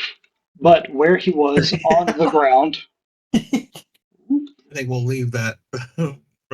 And that's my turn. on the ground, he left behind this 30-foot cone or this 30-foot sphere of this gaseous, noxious fumes. And since he's still laughing as he teleports back up to the roof, he still falls down and ends up on the ground. I'm gonna use one of my bardic inspirations for my bonus action. Okay. I'll use it on Thorgan because I can see him up there. Okay. Thorgrim, whatever you do next, you have a bardic inspiration. It is the artificer's turn. She is going to, let's see, how far away is this? 30 feet? Yeah, so if she stands on the edge of this roof, Huel, she can back you up. She is going to roll an acrobatics check because she is on an icy roof. God damn, Artie. She slips on the roof and falls off of it, taking 1d6 of damage for the second time tonight. But from where she is, she can back you up, Huel, and she points her finger pistols at the corrosive assassin, and she unleashes an ice knife. Artie, you've been hanging out with us too much. Get it together. She says, "I'm supposed to be a serious law enforcement officer." You falling off the roof twice was pretty serious. So that was her ice knife attack. She is going to roll 2d6s because she casts it at the second level now, doing 9 ice damage to the man right here for 11 damage tonight, and he is surrounded by ice. So the terrain he walks on. Ooh, oh no, I said the icy roofs were difficult terrain, not slippery. So never mind. Artie's still on the roof, but she did do that attack. So the corrosive one is also surrounded by ice and his own noxious fumes. Back to the top of the order, Blinken and Beaksley. What would you like to do? I'm gonna fly towards the head honcho assassin and drop some salt on him, like Salt Bay. Hell yeah. Yeah, I think that's what If Beaksley dashes over there, then you can do that action. okay, yeah, I'll do that. Okay. Blinken, when you're this close to him, you don't even have to roll. You're taking it out of the bag and throwing it at him. Yeah, and then when I throw it, I'll be like, achoo! Just like I'm sneezing. You cover his black leather with like this white powdery salt from the salt marshes in Faerun. Phoebe, you know that Blinken just put the ghost salt on this assassin, so he can no longer teleport away. All right. Excuse me, my Elzerna. mouth is filled with food. Oh, it's all good, man. What you eating? They're called El Nacho Premium Tortilla Chips El Diablo. El Diablo. Yeah. El Diablo. El Diablo. No. That's what we said in my Christian house. Inchi and Elzerda, it is your turn. Sean, can you see the map? Did your family forbid Devil's Food Cake as well? No, they weren't that crazy. Mine did not let me watch Adventure Time because of the demonic elements. We couldn't watch Avatar because of the religious elements. My parents. Uh, didn't c- care. I couldn't watch Uncle Grandpa because they thought it was incest. Not fair. In those last two sentences.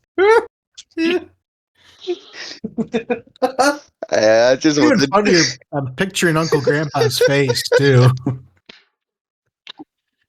I just pictured like an old goblin who looked like an uncle and a grandpa. Like I pictured Inchi saying that.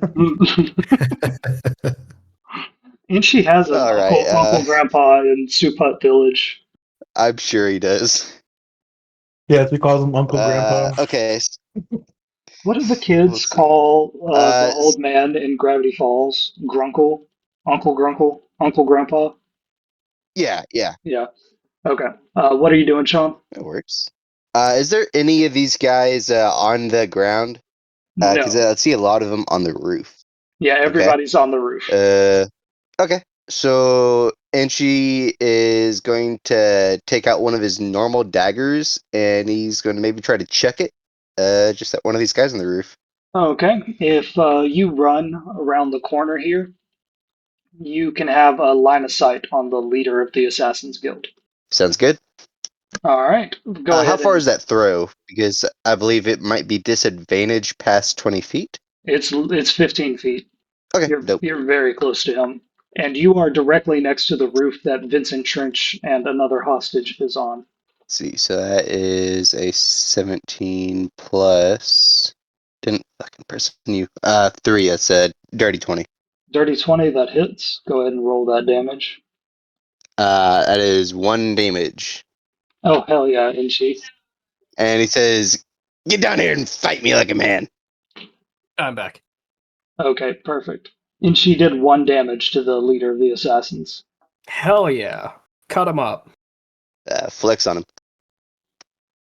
Elzerda says, Inchi, they need you up there on the roofs. Why don't you want to go up there? Are you afraid that you'll fall? No. It's just, it's not healthy to fall. I'm doing what the doctor's telling me. Inchi, through this golden axe, I have a spell that can make you fly. It'd be impossible for you to fall. Don't you dare.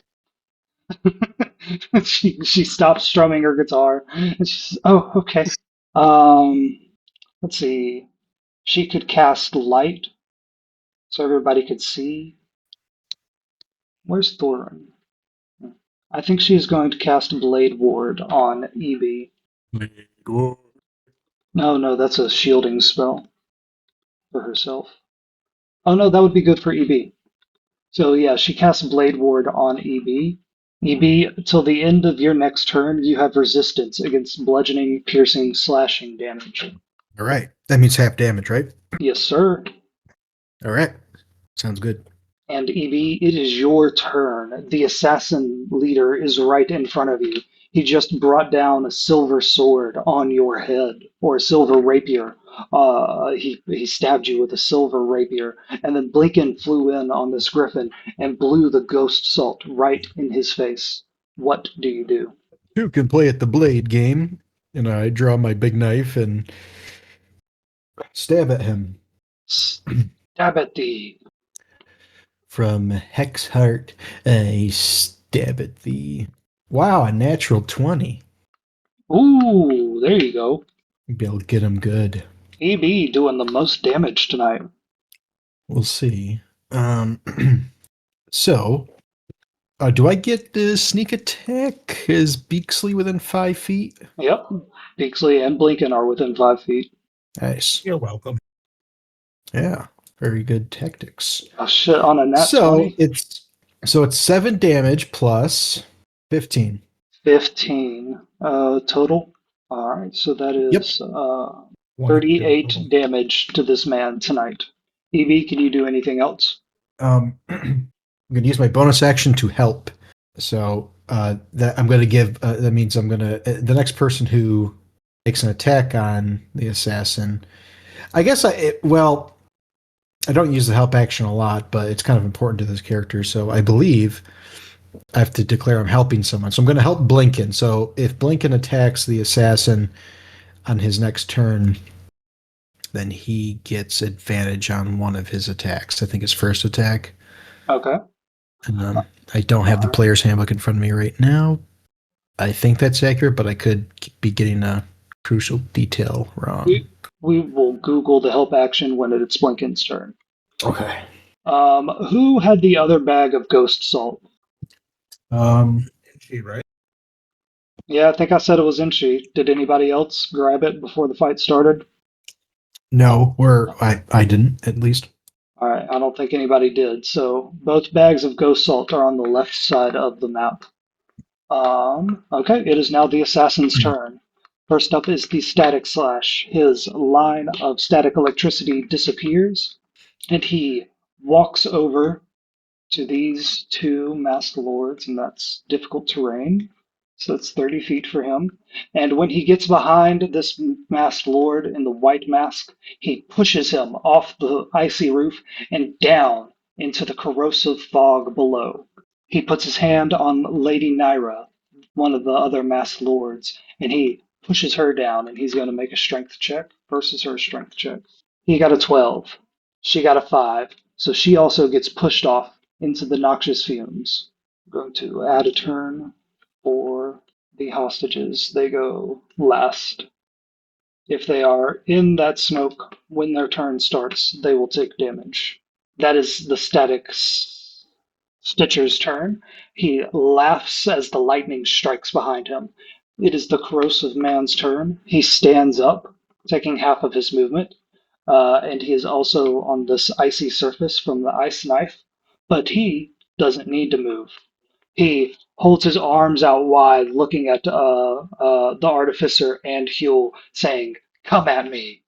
And he is going to hold his action. It is the assassin leader's turn. He laughs, or actually, that image of him on the other rooftop with Vincent disappears, and he laughs and says, "Ah, ha, ha. You seem to have found the only weakness of the Assassin's Guild displacer magic. Congratulations. It will be the last thing you have ever discovered." And he is going to attack EB twice with that silver rapier. Ooh, first one was a 7. That misses. Second one would have been a 22. I think that hits. Yep. And he does 10 damage to you, EB. Okay. But then I have that. Right. Yes, because you have Blade Ward. All right. Okay. Blinken, you only have one use of the Ghost Salt left, right? Because each bag had 3 charges, I think. Yeah, that's right. Yeah, looking back at my notes, yeah. Okay. Yeah. Brax, it is your turn. All right. I'm gonna run. That's all lightning, right? No, that is a cloud of corrosive fumes. Oh, that ice circle would disappear too after his turn. Well, I'm gonna yell at these two to run for it, and I'm going to running jump across the roof, and I'm going to recklessly attack this guy. That's a hostage.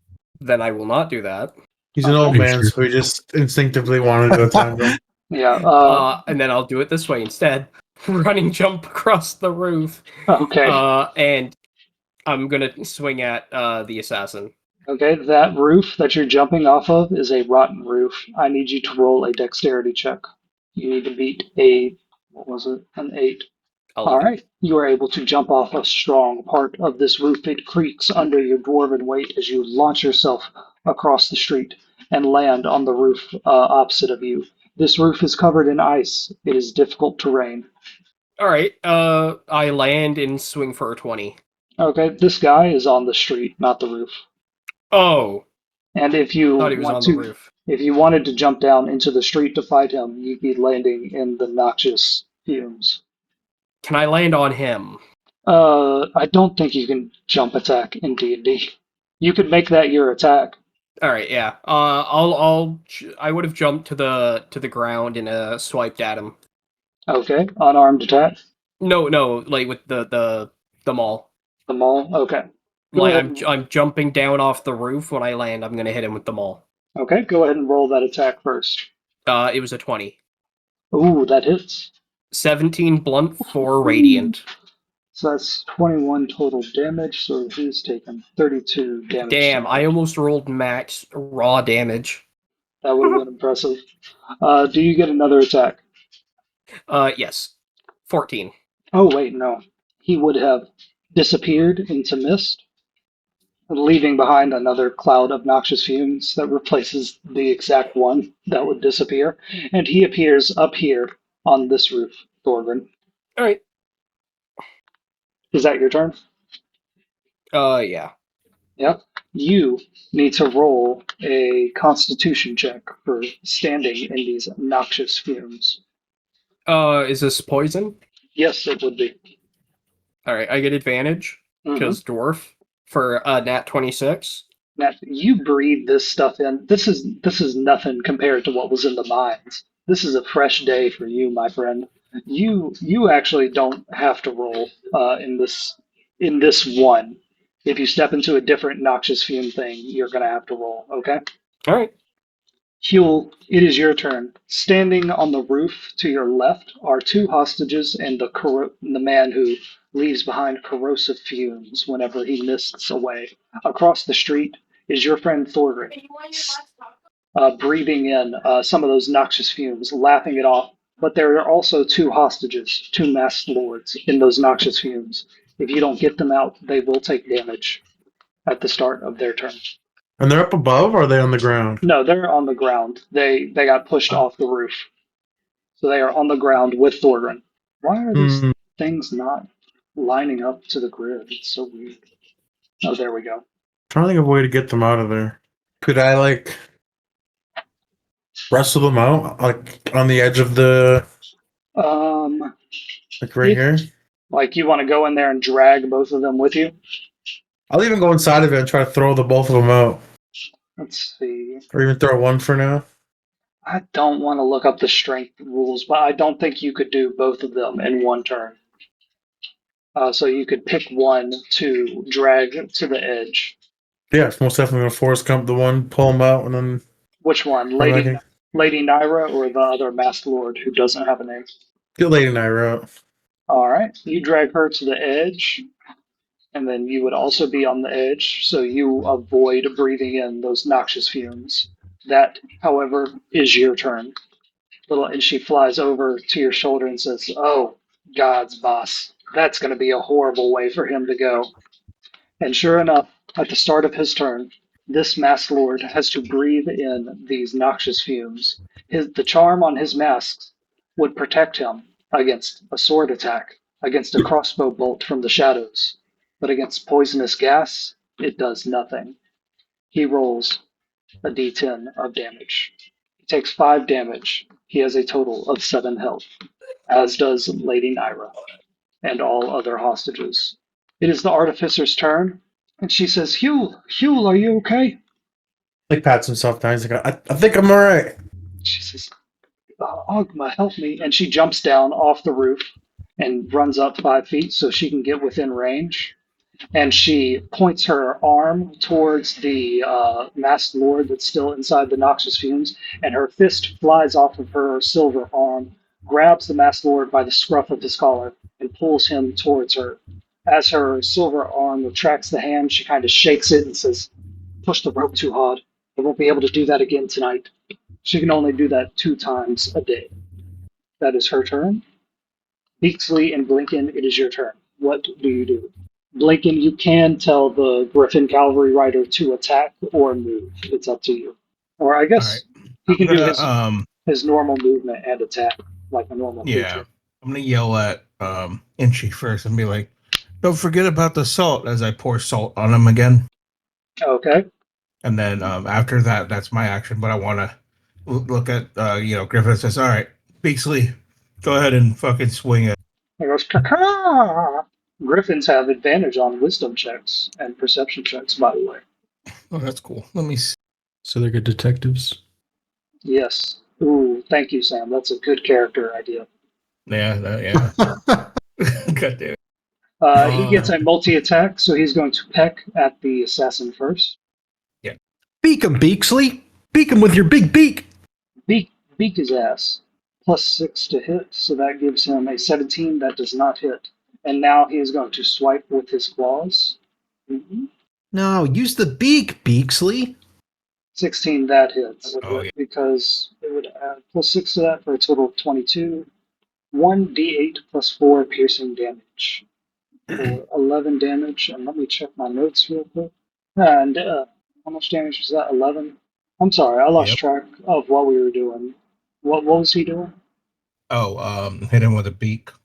Oh, Beaksley was So, attacking. 11, Okay, yeah. 11 damage from Beaksley. My bad.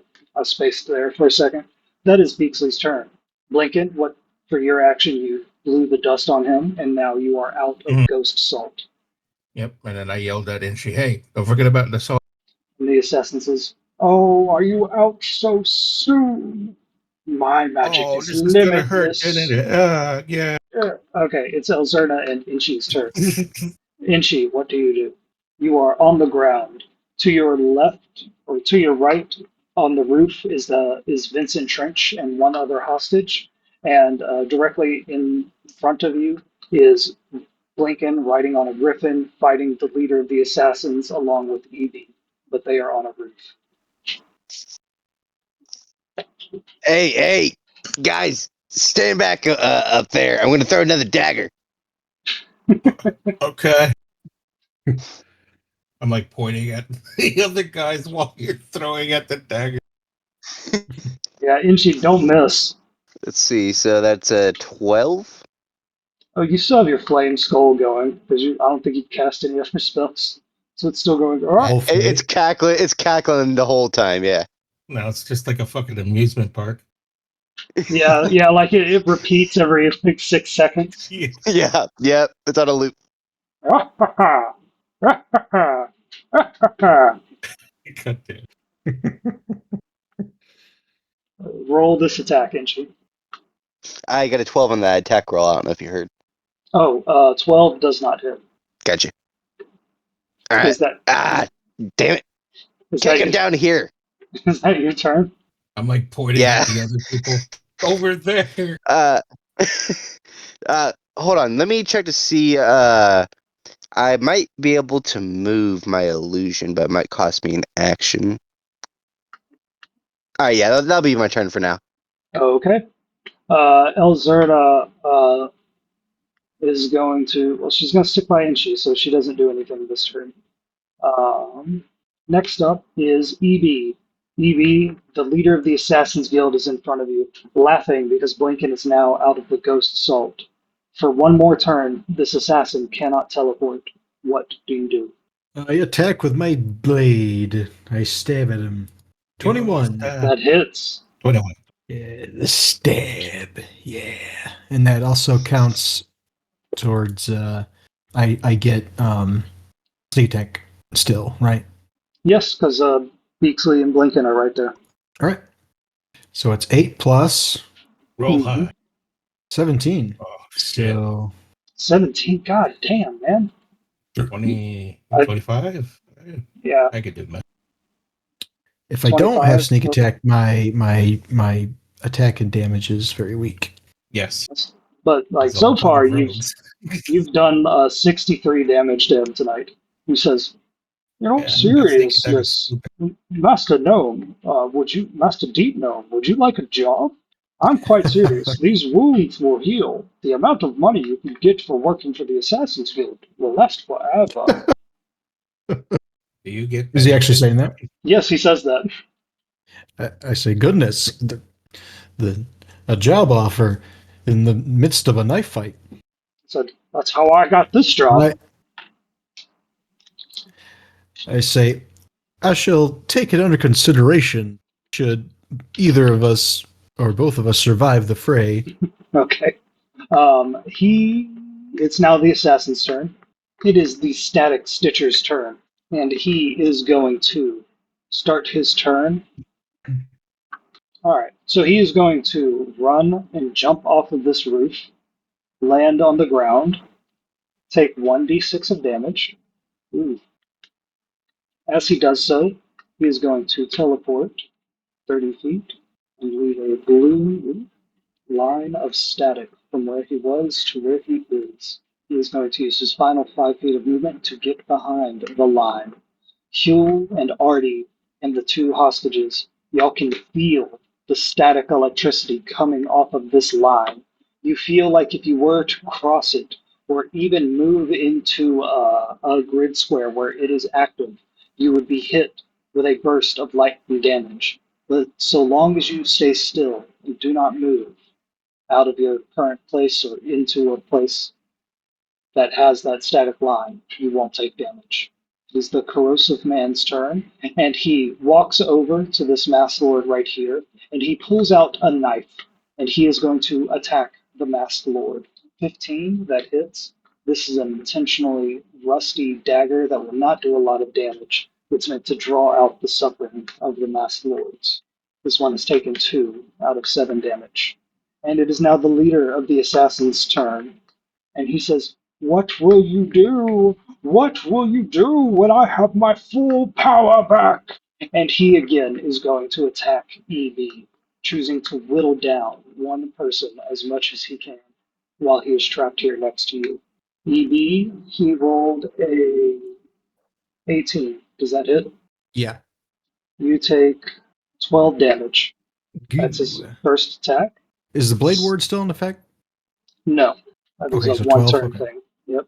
His second attack thankfully misses. Thorgrim, it is your turn. You are standing in this corrosive fumes, but you grew up in the mines. This is nothing. You breathe this stuff in, you breathe it out while you think about your next move. What do you do? I'm gonna take a big deep breath and hold my breath because I know when I hit Buddy again, it's gonna spew more corrosive crap. Okay. Oh, this Uh, fog would have disappeared on the corrosive man's turn. My bad. I'm going to do a running jump to get Okay. up on the roof. This roof is rotten. You need to roll a dexterity check. You need to get above a 9. 21. You pick the solid spots of the roof as you dash across it up to the corrosive man. And I'm gonna hit him again. Why didn't the lords run when I told them to? Are they like tied down? Yes, their hands are and feet are tied. Okay. I'm going to change my attack to a grapple. Mm-hmm. Okay, roll a strength check. He got a 20. 10. You got a 20. You grapple him, no problem. I would like to try to start restraining him. Okay, so just holding him down, not damaging him. Well, is there anything around I can tie him up with? The rope that the hostages have on them. Huel, I need you up here! And as for my extra attack, I'm going to start punching Buddy in the ribs. You're going to damage him? Yeah. If You you- can punch while grapple. Okay, if you damage him, he gets to teleport. Oh, shit, you're right. Does that include all damage in general, or just being attacked? Yes, any damage. Shit. You notice that it went into effect when this guy fell off the roof earlier. It, however, did not go to effect when Huel made him laugh, because the laughter spell didn't do damage. Falling off the roof does do damage. Alright, well, I'm just going to restrain him then. Like, try to pin him down. Okay. With your strength check, you were able to do that. He is pinned down on his turn. He gets to resist that. Huel, it is your turn. Because you are you are not in a square that is touching this static line. It's supposed to be a straight line, not squiggly. You cannot move into a square that the static line is active in without getting damaged. How much What? damage are we talking here if I move through it? I mean, that's something you're gonna have to figure out. Like the static, the energy is so close to you, like the hairs on your arms stand up, little inchies like feathers ruffle and like bristle outwards from the static electricity. He's gonna look at the Lady Naira and then the Hurt Masked Lord. Their hands and feet are tied. Yeah, he's just looking at him. He's gonna look at the Artificer and he's gonna be like, in the taverns, they'll sing my song. Oh no! Make sure they get this part right. And then he's gonna try to walk through the lightning to get to this guy over here. Okay, you're going to walk through the lightning. Oh yeah, I'll take the brunt of it too, whatever it is. Okay.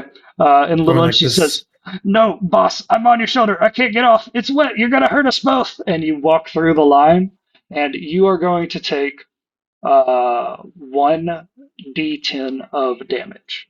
1d10 plus 4. Oh, shoot, you got really lucky. You only took 5 damage. 5. Mm-hmm. Yeah, like he's getting zapped, but he's still holding the loot in place and like, Mm-hmm. like he's just getting like tasered, I think you know it's what I mean? yes, it's been 3 turns, so you don't have to hold it in place anymore. It is fused together. It should hold for the night. So your loot is available to use freely. As you cross this static line, you take that 5 damage and you keep walking like it was nothing. You look really cool in front of the artificer as you walk up on this assassin. You still have your action. What do you do? He was gonna have that like electricity around him, like an anime character when they're all powered up, Yeah. flickering off of him, making sounds. hmm And he's just gonna pull his right fist back, and he's just gonna punch him as hard as he can in the gut. But I'm casting inflict wounds Okay. at a very, very high level. Okay. It's touch, so I'm touching him in the belly with my fist. Okay. Ooh, boy. He's gonna make a save. He's gonna make a DC Constitution save, a 15. He gets +1 to his Constitution. 4, so he takes the full force of that. 27 damage. Jesus. Oh yeah, like cartoonishly winds up his right arm like all the way back as far right as he can, and he throws it forward into this guy's belly. Hell yeah! Like the static is all over your body, but as you wind it up, it all goes to one fist, and then poof, you hit the guy with it, doing. Yeah, 27. like an electric punch. Like he lets out all the energy like that, all the magic. You do 27 damage to him, and he looks shocked. And then he teleports away. Where is he going to teleport to? 30 feet. He is going to teleport up to the roof, right next to Thorgrin, and he, of course, leaves behind a blue line from where he is to where he was. Oh no. It is now the Masked Lord's turn. All of them are still tied up. They cannot do anything. It is the Artificer's turn. And she says, Huel, are you okay? He coughs a little bit of smoke. He's like, I'm alright. His hair's staticking a little bit. Like Lynchy, he pokes him. Is he a fried turkey? Like they look in the cartoons. He's just a big, perfect circle fuzzball, as all of his feathers are standing on end. Like little I'm sorry, bits of little buddy. static come through it. He goes, "Fuck you, man! Fuck you! It's always the sewers or some assassins or some shit like that with you guys." The artificer is going to spend her turn. She grabs one Masked Lord with one arm, and she grabs Lady Naira with her silver arm. Weighed down, she can only move half speed. She is going to drag them both to this alley over here, out of sight. And that is all of her movement speed. Next turn, she will rejoin the fight. Beaksley and Blinken, it is your turn. Blinken, at the start of your turn, you see that ghost salt, the little shiny crystals of it that have magical energy that's on the clothing of the assassin's leader, begins to fade. Its magic no longer working. The assassin leader can now teleport once more. What do you do? Well, I guess I'll have to make my attack count. So I'm going to go ahead and, well, I guess bonus action, I could do a hunter's mark on him. Okay. And then once I do that, I'm going to go ahead and roll to attack and then, use my magic attack, Okay, you are going to use your Dragon's Breath arrow attack. Yep. That's what I'll do. EB, once again, you see your friend Blinken, that guy who You swear you can remember riding a dragon, but no, there's no way that was real. Unleashes this magical arrow with this golden fire springing from it, trailing it in the air. Lincoln, roll your attack. 26. 26, that hits. All right, so that'll be 2d, technically 3d6 with the bonus hunter's mark. So 3d6 plus 5. Ooh, I love it when you roll the damage dice on roll 20. 17 There damage you go. to the leader of the Assassin's Guild, who has taken some serious hits tonight, boys. Oh no, and I'll mock him to say, "Oh no," ooh Let me add all his damage, so that's 84. Oh yeah, I do have a second one, but I guess he's gonna teleport, right? Yeah. Give me a second. 93 damage. Jesus Christ. Should have given him some resistance or something. He, of course, is going to teleport, but this is the leader of the Assassin's Guild, the pioneer of the Displacer Silk magical transportation. He reaches out his hand, touches EB, and teleports 30 feet into the air with both of them. Both him and EB 30 feet in the air. EB, Wow. you feel yourself immediately begin to fall as this leader of the assassins, the person they call the Faceless One, just hovers in the air as you fall. Blinken, why'd you move? I pushed the wrong button. Okay. EB, on There. your turn, you are going to fall 30 feet. The assassin I is scream. hovering 30 feet in the air, laughing. Blinken, you have a second attack? Oh, shit. Oh, yeah. Also, hold up. Where the assassin was standing on the roof, he leaves behind a faceless image. You've seen these before, but you don't know what they do. Okay. Blinken, what do you do with your second action? Okay, so are they directly above us, or did they move? Yes, he just went directly 30 feet in the air. Okay, so I'm going to go ahead and tell Griffin to make Beasley go up about 30 feet right after I hit this guy. Just be prepared because I want to catch EB. It looks like he's falling. Okay, say that one more I want time. to at least. Well, I want to make sure Beasley kind of suppress EB's fall. You know what I mean? Because he's flying. Yeah, you want Beaksley to catch EB Yes. somehow. Okay. One way or another, because I know he's falling 30 feet at least. So I'm like looking up. I'm going to shoot at Dickhead, and then try that first. Okay. So you're shooting first. Yep. Okay, go ahead and roll that attack. Cool. I got a 9. I rolled a 1. Oh, so I miss. You you see that arrow? It would the way it's flying, it would miss the faceless one by like 3 feet. There's no way it would hit him, except the faceless one purposefully leans in and takes the damage. Go ahead and roll damage, Blinken. Oh boy, I can't wait. All right, 8 damage. 8 damage. He has taken 101 damage tonight. EB, when you got teleported 30 feet up in the air, you felt your stomach drop out from under you as the gravity began to take hold, and you knew that you were going to be falling as soon as you gained momentum. But you were just a couple inches, you had only fallen a couple inches when Blinken's second arrow hit the leader of the Assassin's Guild, who reaches out, touches you, and you teleport another 30 feet into the air. You are now 60 feet in the air, EB, and you will fall on your turn. Blinken, you said that you were going to send Beaksley to try and stop that fall, right? Yeah. 60 feet in the air is out of Beaksley's movement range. So he flies 40 feet in the air directly beneath EB, and something will happen on EB's turn. Okay. The assassin leaves behind 30 feet in the air, another faceless image. So all 3 of these tokens are directly on top of each other. Okay. Elzerna and Inchi, it is your turn.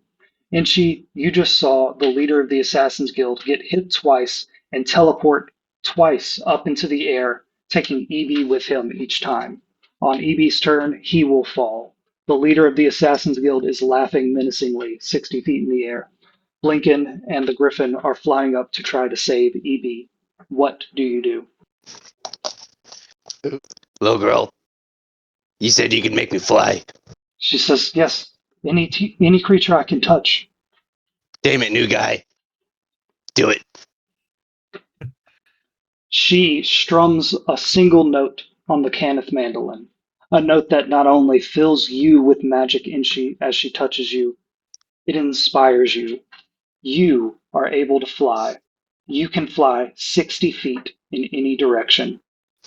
And and she would like to zoom up to Evie, going shit, shit, shit, shit. Sam, this is a big deal. Inchi has never once gotten above street level. He absolutely despises heights of any kind. Oh, wow. Inchi, you fly up 60 feet in the air, which means that you, since he started on the roof, you're about 15 feet below Sam. Okay? Okay. Evie? Is it worth it? Oh yeah, Inchi, you still have an action. Yeah, I do got one I could do. No, fuck it. I'm gonna try it. I'm gonna try to check my blink dagger to finish the distance. Oh hell yeah. So let me roll that attack. That's a +1 to the blink dagger, correct? Yes. So then that's a 13 plus 3. It's a 16 plus 1, so 17. 17 damage? Or To 17 to attack. hit? That misses. Yes. Shit. But you Okay. don't have to hit with the blink dagger to be able to teleport. Okay, so can I just, whenever it throws and gets to like the same level as them, I can just like teleport midair to that location? Yes, you can teleport to it. So, just to recap Inchi's turn, he looked up 60 feet, or about 75 feet in the air, where he saw Evie fighting the leader of the Assassin's Guild. He turned to Elzerna and said, "Girl, can you make me fly?" She gave him a note of inspiration and cast the fly spell. Inchi then flew 60 feet in the air. At the height of his movement, he threw his blink dagger 15 feet above him, trying to hit the Assassin's Guild leader, but missing. At the height of that throw, Inchi teleported with the blink dagger. Inchi, the blink dagger is in your hands. Whenever you teleport to it, it always teleports to your hand. You are now 75 feet in the air with Evie and the leader of the Assassin's Guild, who is laughing his ass off. Evie, it is your turn. 5 feet, or right next to you, is Inchi. Y'all are both 75 feet in the air. The Assassin's Guild leader's right in front of you, laughing menacingly, and your stomach falls out from under you as you begin to fall. The Griffin Beaksley is about 20 feet below you. Evie, roll a dexterity check. You need to beat a 12. What you are doing is kind of angling yourself to hit Beaksley so that he absorbs a lot of your momentum before you fall the rest of the way. If you do that, you'll only take half of the fall damage. Okay. Oh, 7. Oh. Have I given you inspiration? Oh yeah. Yes, you have. Good Ooh. good call. So that's a reroll, right? Yes, sir. All right. I roll a 17 this time. Oh, yes. So initially, as your stomach flew out from under you, you were sure that you were just going to go straight to the ground. But you angle your body in such a way that you're going to put a lot of your momentum onto Beaksley. You hit him. There's nowhere for you to grab on. His feathers are wet and slick, and he has 2 riders already. He can't grab you with his beak or claws because those are both weapons. But he absorbs a lot of your momentum. So instead of taking 60 feet of fall damage, you are only going to take 30 feet of fall damage. So that is 3d for 10 damage, and you land on the roof. Exactly where you were before you got teleported up into the air. You are prone. And I also land unconsciously because I'm at 0. Oh no. You're perfectly at 0? Yep. Okay. It is now the assassin's turn. The static energy disappears, and Thorgrim, this this guy called the Static Stitcher, is going to attack you. He pulls out two jagged hooks that are connected by chains that have copper wire all over them. So it's two different hooks that have a chain going between them, and he strikes at you with one of those. He's going to roll his attack. All right. Ooh, that was almost a nat 20. Almost a nat 20. He got a 14. Does that hit? A 14? Mm-hmm. No, that misses. Okay, he rolls his second attack for a 19. Does that hit? 19 hits. He buries one of those hooks into you for 2d6 of piercing damage, and I assume you half that. So you would take 3 damage, and then 6 lightning damage. Okay. It is now the corrosive man's turn, and he is again going to stab a rusty dagger into this masked lord. I thought I had the corrosive guy. Oh yeah, you have him pinned down. grappled. My bad. My bad. Yeah. Oh shit. Okay, yeah. Yeah, you're right. So he is going to try to roll to get out of it. He rolled a 2 for his strength check. I know you're going to beat that, so don't even roll. He is still grappled for this turn. 16. You can't stop me. Well, you never know. I could have rolled a nat 1. Yeah, but yeah, you could have. So yeah, you can hold him down. It is now the assassin leader's turn. He is 60 feet above this roof, and he is going to teleport all the way back down at the start of his turn, and that is one of his actions. And he is going to attack you. Oh no, Evie's unconscious. So now he is going to attack Beaksley, the griffin. In a defenseless bird, you fuck. A defenseless bird. He says, "Do you know what the best part of being an assassin is, Lincoln? Probably not. It's always watching your own back." And because he is next to one of his mirror images, he is next to an ally. So he gets to do a sneak attack on Beaksley. Wow, what a fuck. Cloning to get a martial advantage. Pretty slick. Just a second. Okay. So he's going to roll attack with advantage. Okay, so he misses both of those. So Beaksley I'm like, is what? I can't hear you. What did is- you say? just fine. He says, "Fuck you," and both of his mirror images disappear. Thorgrim, it is your turn. All right. I got the one guy pinned. Hmm. Yes. Does he have anything on him? Like a belt? Yeah, sure. Yeah, he has a Cool, belt I'm holding gonna- up his pants. I'm gonna take I'm gonna try to use his belt to tie up his hands. Okay. You won the last strength check, so he is still grappled, and you can perform an action on a grappled person. So go ahead and spend an action tying his hands. I do that. Okay. He has that rusty dagger he had. He was storing it in his belt. It falls out onto the roof. I'm gonna kick it like off the roof. Okay. All right. That's smart. And that will be your whole turn. Okay. Sure. The spider web means he's tied up. Huel, it is your turn. What do you do? I've been sitting here because I'm so far away. So Evie fell and splattered on the ground, right? No, Thudded. Evie, I'm unconscious but not dead. and he thudded onto the roof because the assassin, they were fighting on the roof, and the assassin teleported directly upwards. Okay. I'm gonna move 30 feet this way, like getting to the bottom of this building, like getting Okay. ready to climb up. And I'm gonna cast for healing wounds. Healing word Okay. at 3rd level at EB. Okay. Thanks. Evie's 55 feet away. Yeah, so I moved the 30 feet up because I was Yep. trying to do Featherfall, but he was so far away. Yeah, no. You're within range, so you can cast this on him. So, Sam, you are healed for 20 points. Nice. All right, thank you. You're welcome. Hell yeah. And All right. movement action. I was speaking to Kirby, not you, Mike. Oh. Yeah. I'm torn on what to do because I want to go over there and help, but I also hear Thorgan up there on the roof holding them down. So Mm-hmm. that'll be my turn. Okay. All right.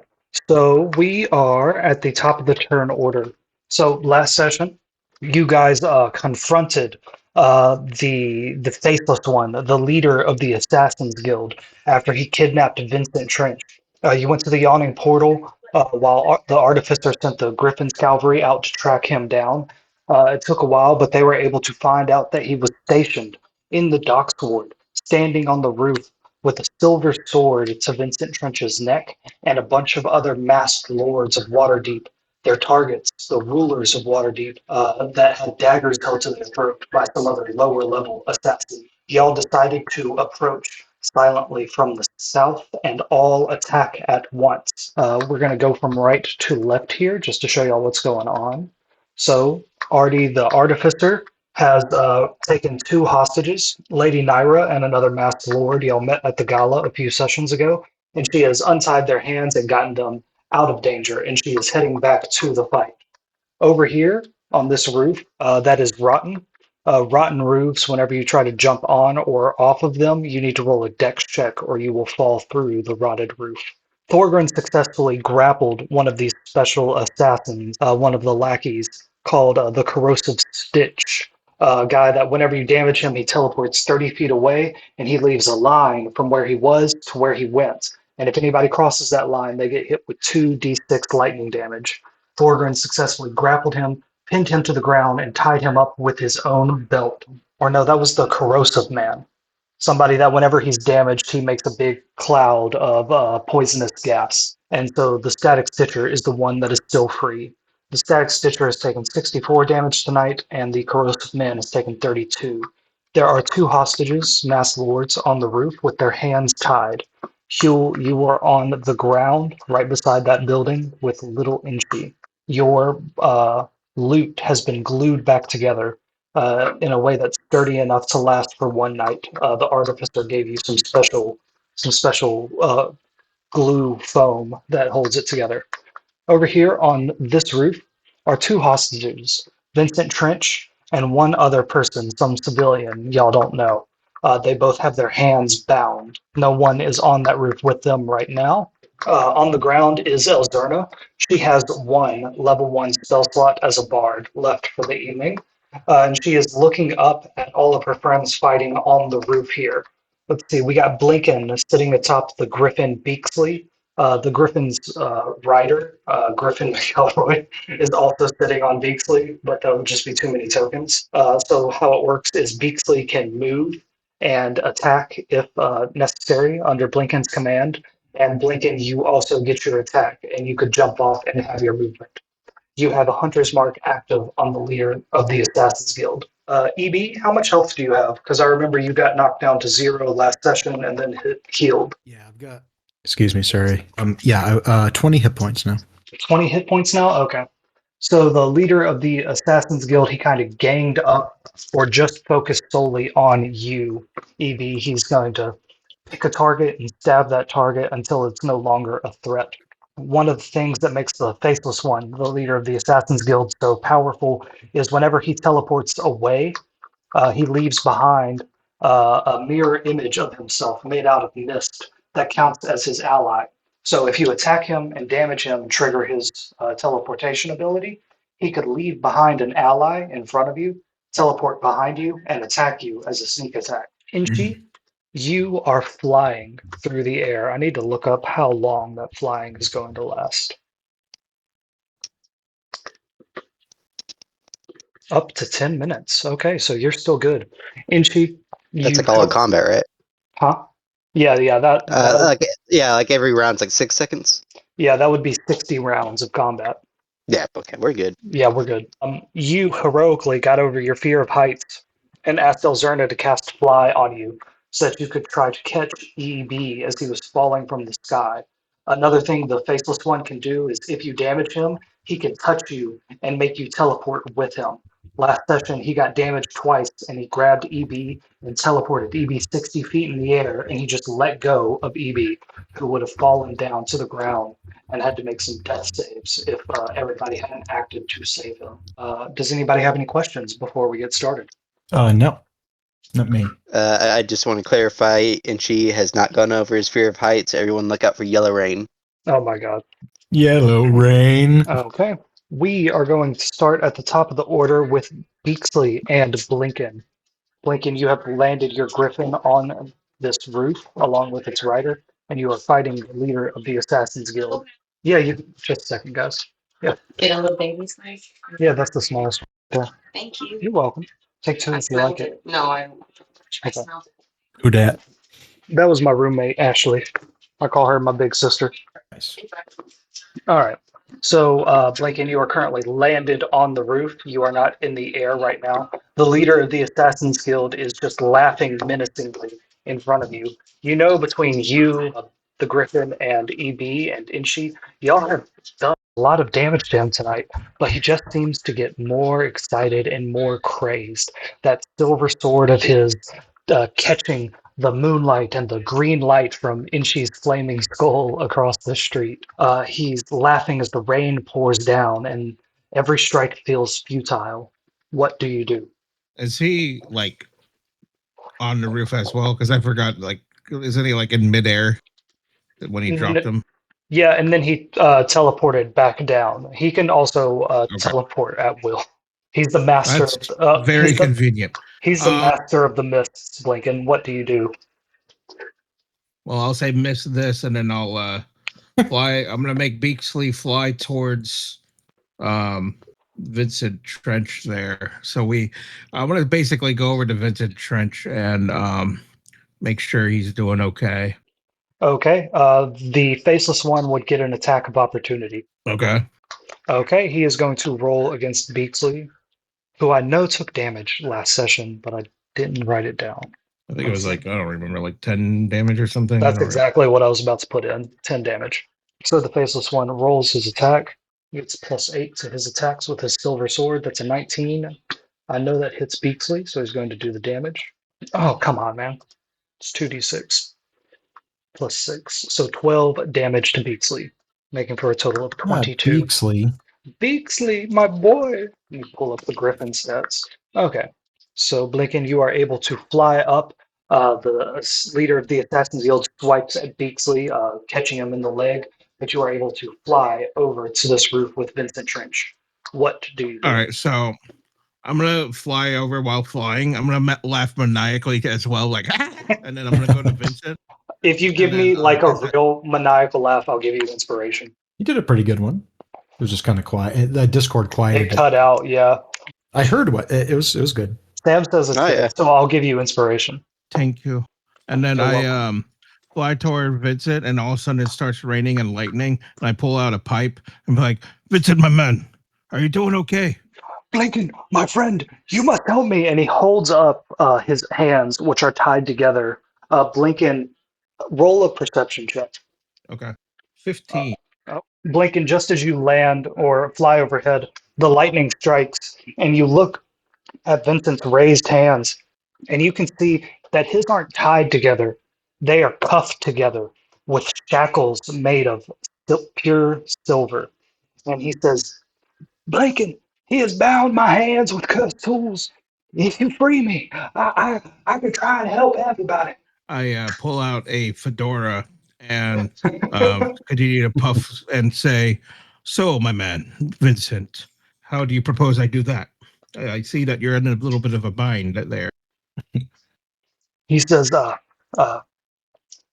he also gets very calm and he says, well, Blinken, my man, as you can see, our options here are very limited. One, the leader of the Assassin's Guild most certainly has a key on him. And like the background fades out and it's just you two like chilling and like talking for a bit in front of like a blackboard with chalk. And he says, the second option is we do something drastic. Break my arms, break my wrists, trying to break the chains, do something to get these tools off of me. Master Blinken, I know you've seen the things I can do. And he looks at you with a little bit of trust in his eyes. And Blinken, you remember seeing Vincent jump out of the palace and like land after falling 60 feet and run off as if it was nothing. You've seen him get You have heard him in the night as he puffs on his pipe, the low growls that come from him. Vincent could be a powerful ally if only he was freed of these pure silver handcuffs. I tip my hat and my fedora towards him is like, "Milady," and then I'm going to say, Do what you must, my friend. I'll be like, so we just need to free you somehow. So, and he starts scratching his chin, and I guess that'll end my turn for now because obviously it's been a little bit. So I will let you hold your action if you can think of something. Like now you're just like Okay. thinking like the Death Note like piano music is playing while you're thinking really hard about how you're bringing Vincent out of the shackles. So your turn is held. If you come up with an idea or have an action you want to do, just let me know. It is Elzerna's turn, and she is on the ground, and she only has one spell left. She can cast it with the Kenneth Mandolin, her special instrument of the bards, or she can use something from the first level of the bard's spell list. Let's see. She looks like she wants to run up on the roof over here, but she notices the big bad assassin guy is up there, and she's not going to get towards that. She's not ready for that. So she backs up over here across the street, and she is also going to hold her action in case something happens. Inchi, it is your turn. I believe we left you floating 15 feet in the air.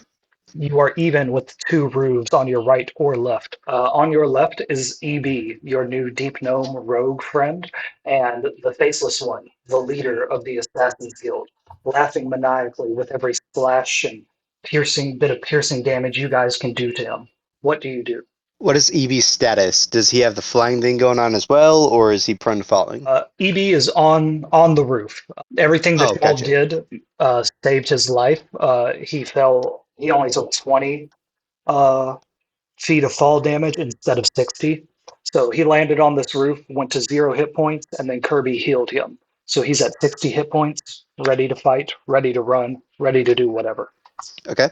Is there any enemies near him? Like actively trying to jump him? Yes. So the leader of the Assassin's Guild is right in front of y'all. I'm gonna send you a screenshot. Yeah, sorry. Computer. It's okay, man. Actually, this time I think it's a roll 20 issue because it's going through its load phase. But it's been doing that for 10 minutes. This is a big map. I should probably run it through some kind of editor that compresses it a bit because I want to use it again because it's a giant like city block. It's really cool. All right. So, and she's about to burn another major image. Okay. So he's going to extend his hand out to his cackling flaming skull, and it's going to fucking dissipate, almost like he's siphoning it. Okay. And Blinken's Death Note piano music crescendos to fucking electric guitar electro music. Hell yeah. And she's major illusion makes the fire then erupt around his body. Uh-huh. But then he's going to shoot illusion finger, like lightning, from his hand. It says 20-foot cube. If Okay. 20 feet reaches near the guy next to EB, he's going to shoot illusion lightning like in front of him to intimidate him to stay away. Okay, so you're like absorbing flames into yourself and making them shoot out from you and EB at this guy to intimidate him? Yeah. Yeah, okay. Okay. Inchi, roll with advantage. What is that, intimidation? Yeah, that would be intimidation. There we go. I can't see what I get. You got a 5 both times. I'd like to burn my inspiration. Fantastic. Go ahead and do it. Come on, dice. Don't fail me now. Motherfucker! Holy shit. All right. 3 in a row. He sucked. Okay. All right. Well, it looks like very bad CGI, I guess. Scorpion King. That's like an insane chance. That's pretty freaking ridiculous. You pull into you this illusion magic, this magic that you know so well, this magic that you just learned intuitively from that book of card tricks, and you summon it to make it do something scary and intimidating, something you're always used to, but something goes wrong. You're using the magic, you're casting it, It's not out of control because the same thing went wrong 3 times in a row. You can feel that something inside you wants to cast more than just illusion magics. You've been learning more and more, dipping into different sacred arts. These things, they're beginning to interfere with your illusion magic. You got to get that under control. Is that your only action? I think it is. Okay. EB, it's your turn. 5 feet to your Right. right, the goblin Inchi just tried to cast like fire and make some intimidating illusionary magics, but it just kind of went pew out of his fingers and just shot past all of you and didn't really look scary or intimidating at all.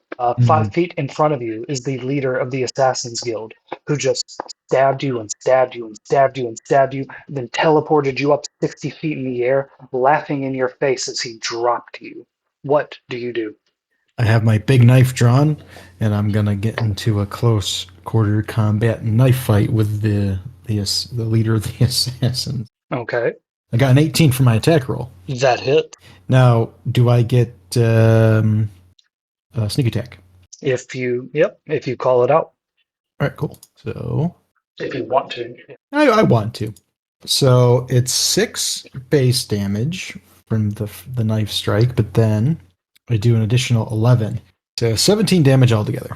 17 damage to the leader of the Assassin's Guild for 118 total. All right, EB, as you attack him, you hit him, you do damage to him, but as has happened with every single one of these frustrating assassins, he immediately disappears into the mist, and you feel yourself not be moved.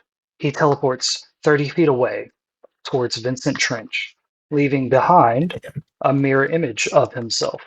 Okay. So I'm unsure if whether or not the person in front of me is the or not. So This could be him. So mirror image is a bad description for it. It's a mist image. He turns into this cloud of mist and teleports away like the other assassins. But his unique Okay. ability is that mist then hardens into like a ghostly image of himself that lasts for 1 turn. Gotcha. Do you have any other actions? All right. Yeah, I'll use the help action, which I can do as a bonus action. And so I'm just going to give Inchi advantage on his attack if he decides to attack this ghost image on his next turn. He doesn't have to, but I might as well use my bonus action to do something like that because I don't really have many other options. Thank you. Yeah. Yeah, and that'll be my turn. Okay. The rain continues to pour down. The moon gets higher and higher in the sky. The thunder and lightning are getting closer and closer together as the storm intensifies. It is now the turn of... Yes? Oh, yeah. I want to do something. I'm gonna basically what I envision here is using the dragon power attack. Trying to like break off his chains of the silver chain, and also like since I do see Mr. Assassin Leader here, I want to like move to an angle so I get hit both the chain and him since I'm already aiming. So you're going to use your weapon to attack Vincent's chains. Yeah, and then hoping that it would also damage the Assassin Leader since I'm like kind of aiming towards him with the chains. I think you're going to have to choose either attack the chains or attack the Assassin Leader. Fuck you, then I'm going to attack Vincent. Beaksley has only moved, I think, like 20 feet, so he still has an attack action. Okay, I'm gonna go ahead and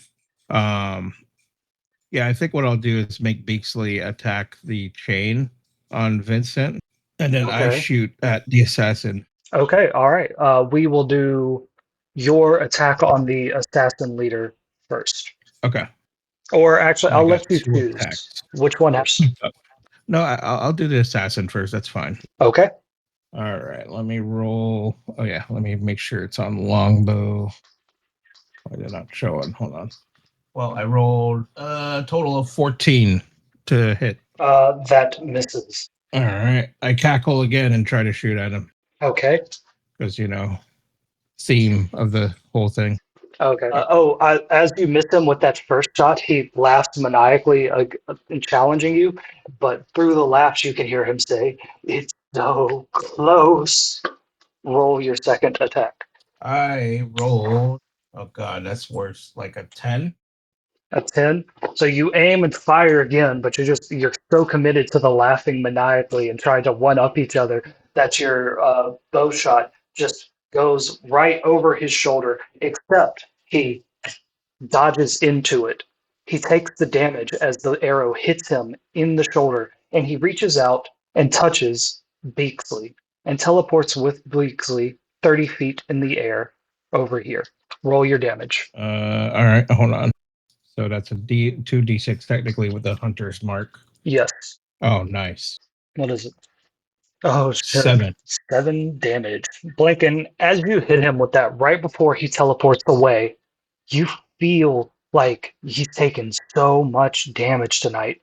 He shouldn't be able to move like this. He shouldn't be dodging into attacks. Right before he teleports away, all of his hair stands on end, and he says, "It's time." Let's see, I think that would be 130, 129 damage. Oops. And he leaves behind a mirror image. Okay. So Blinken, you and Griffin McElroy fall 5 feet down onto the roof. You are on here with the mirror image, this unknown hostage, Vincent Trench, and Griffin McElroy. About 15 feet away are your friends Inshi and EB and Delzer. And Beaksley the Griffin and the leader of the Assassin's Guild are 30 feet in the air to your right. Do you have anything else you want to do? I'll yell at Enshi and say, "Hey, pull out your dragon," and I'll wait my next turn. Okay. It is now the rain grows heavy, the moon gets high in the night. It is the static slasher's turn. He is fighting you, Thorgrim, and his weapon are two hooks that are connected by a chain. Small static shocks run along the chain. And he turns around and he buries that chain, or he tries to bury that chain, into the shoulder of a masked lord. They get +5 to attack, so that's 12. So that would bounce off the Masked Lord's magical shield that protects them from damage. This person no longer has that shield because she's been attacked twice tonight. Thorgrim, he then attacks her again for a natural 20. So he buries one of these static electricity covered hooks into this woman, doing 1d6 plus 6 damage. So 8 damage, doubled for 16. She falls over onto the roof, one of those hooks buried in her shoulder as she gasps for breath, and he turns towards you, Thorgrim, intending to put the other hook in you as soon as he can. It is now the corrosive man's turn. He is tied up. Thorgrim, let's see how good you tied those knots. Roll a strength check for me with advantage. 17. He has to beat a 17 to get out of your knots, and he only gets +1 to strength. He got a 12, so he struggles against your knots, and he cannot do anything. He cannot even do his attacks, and as long as he doesn't get damaged, he cannot teleport or use his corrosive mist ability.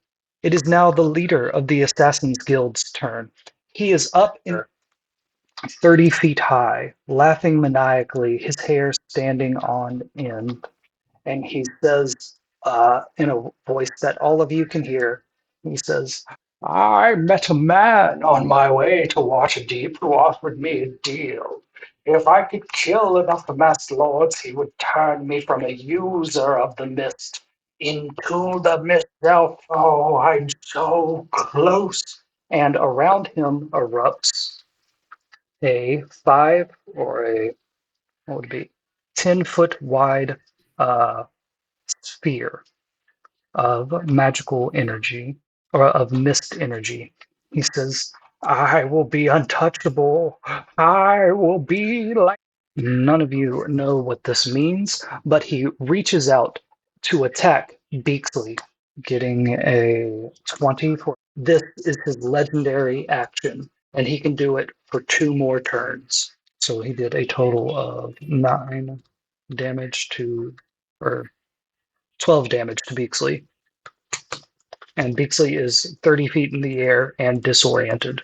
And finally, on the assassin's turn, Blinken, you see out of the corner of your eye this unknown stranger that is one of the Assassin's Guild hostage stop casting their disguised self spell. It is a low level assassin, and they race forward to attack you, getting a 16. Does that hit? Hold on. Yes, that would hit. They do 7 damage to you, Blinken. Or no, I'm sorry, Okay. these guys would do +5, so 6 damage to you. Blinken, you can tell just from the get up of this assassin, they are a pretty basic assassin. If you damage them, they'll be able to teleport away, but other than that, they don't have any special abilities or gear. Thorgrin, it is your turn. You are over on this rotted roof. You have successfully tied up the corrosive man. You have one masked lord up here, the man over here in the silver mask, and this woman right here is bleeding out on the roof. In front of you is the static stitcher, an assassin. What do you do? All right, I'm going to. How many enemies are left total? Like Or 2, 3, 4. not including the corrosive man, there's 3. Okay, so there's only 3 we need to worry. Cool. The guy in front of me. Mm-hmm. The Right. static stitcher. He is holding Yeah. a hook with electricity running through it that's connected to the masked lord woman that he just attacked. All right. I want to rip that out of her. That will do damage to her. I mean, it sounds like she'll live. Okay. It's like when he I threw the remember grenade I at had the his same teammates. thought one time when I opened up a chest, a treasure chest that I knew was trapped, and I was in for a surprise. I mean, I have yet to thankfully die to a treasure chest. I've been bamboozled by a few, but I've yet to die to one. So yeah, I'm going to rip the hook out of her. Okay. I don't think moving over to her would trigger an attack of opportunity because you're not moving away. So you And- rip it out of her. Hold up. She has 1 hit point left before she dies. Cool. Now that I'm holding on to the same chained weapon as Buddy Boy here, I'm going to attempt to tangle him up in his own weapon. Okay. I think that's going to be a dex check because he's obviously going to try to stop you with his own hand, so you need to maneuver around him. Could I just overpower him? Yeah, let's If just he make tries it to put his hand in the way, I'd rather just rip his hand off. Okay, yeah, we can make this a grapple check. Okay. That is athletics. I'm still rage, so that's advantage at 26. 26. Yeah. Well, there's a possibility. There's a slight. No, he doesn't. You're able to overpower him and wrap him up with his own chain. The whole time he's going, no, that's not what that's used for. No, it has a really cool ability. Just let me get an attack off on you, man. Come on, please. Can I get an attack off on him with it? With my second attack? Yeah, sure. Why not? Oh yeah, cool attack, eh? Show me.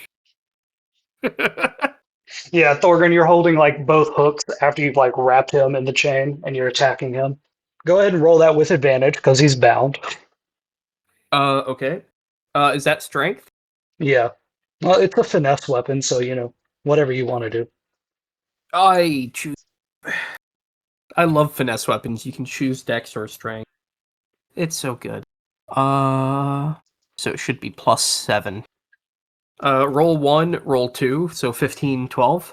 Okay, yep, that hits the first one. Second one would what's the hit too. damage? These do 2d6 or 1d6 plus 6 lightning damage. 1d6 plus 1d6. 1d6 plus 6. Oh, +6. Okay. Plus rage and strength. 15. 15. All right, so you bury both of these. Plus Okay. Your radiant damage. my radiant damage. Yeah, you knew it. That's what, a d6 plus 3. So 19. 19. Okay, so this would be a killing blow. Multiplied by Could you imagine? Multiplied by 9 for every inch of my enormous dong.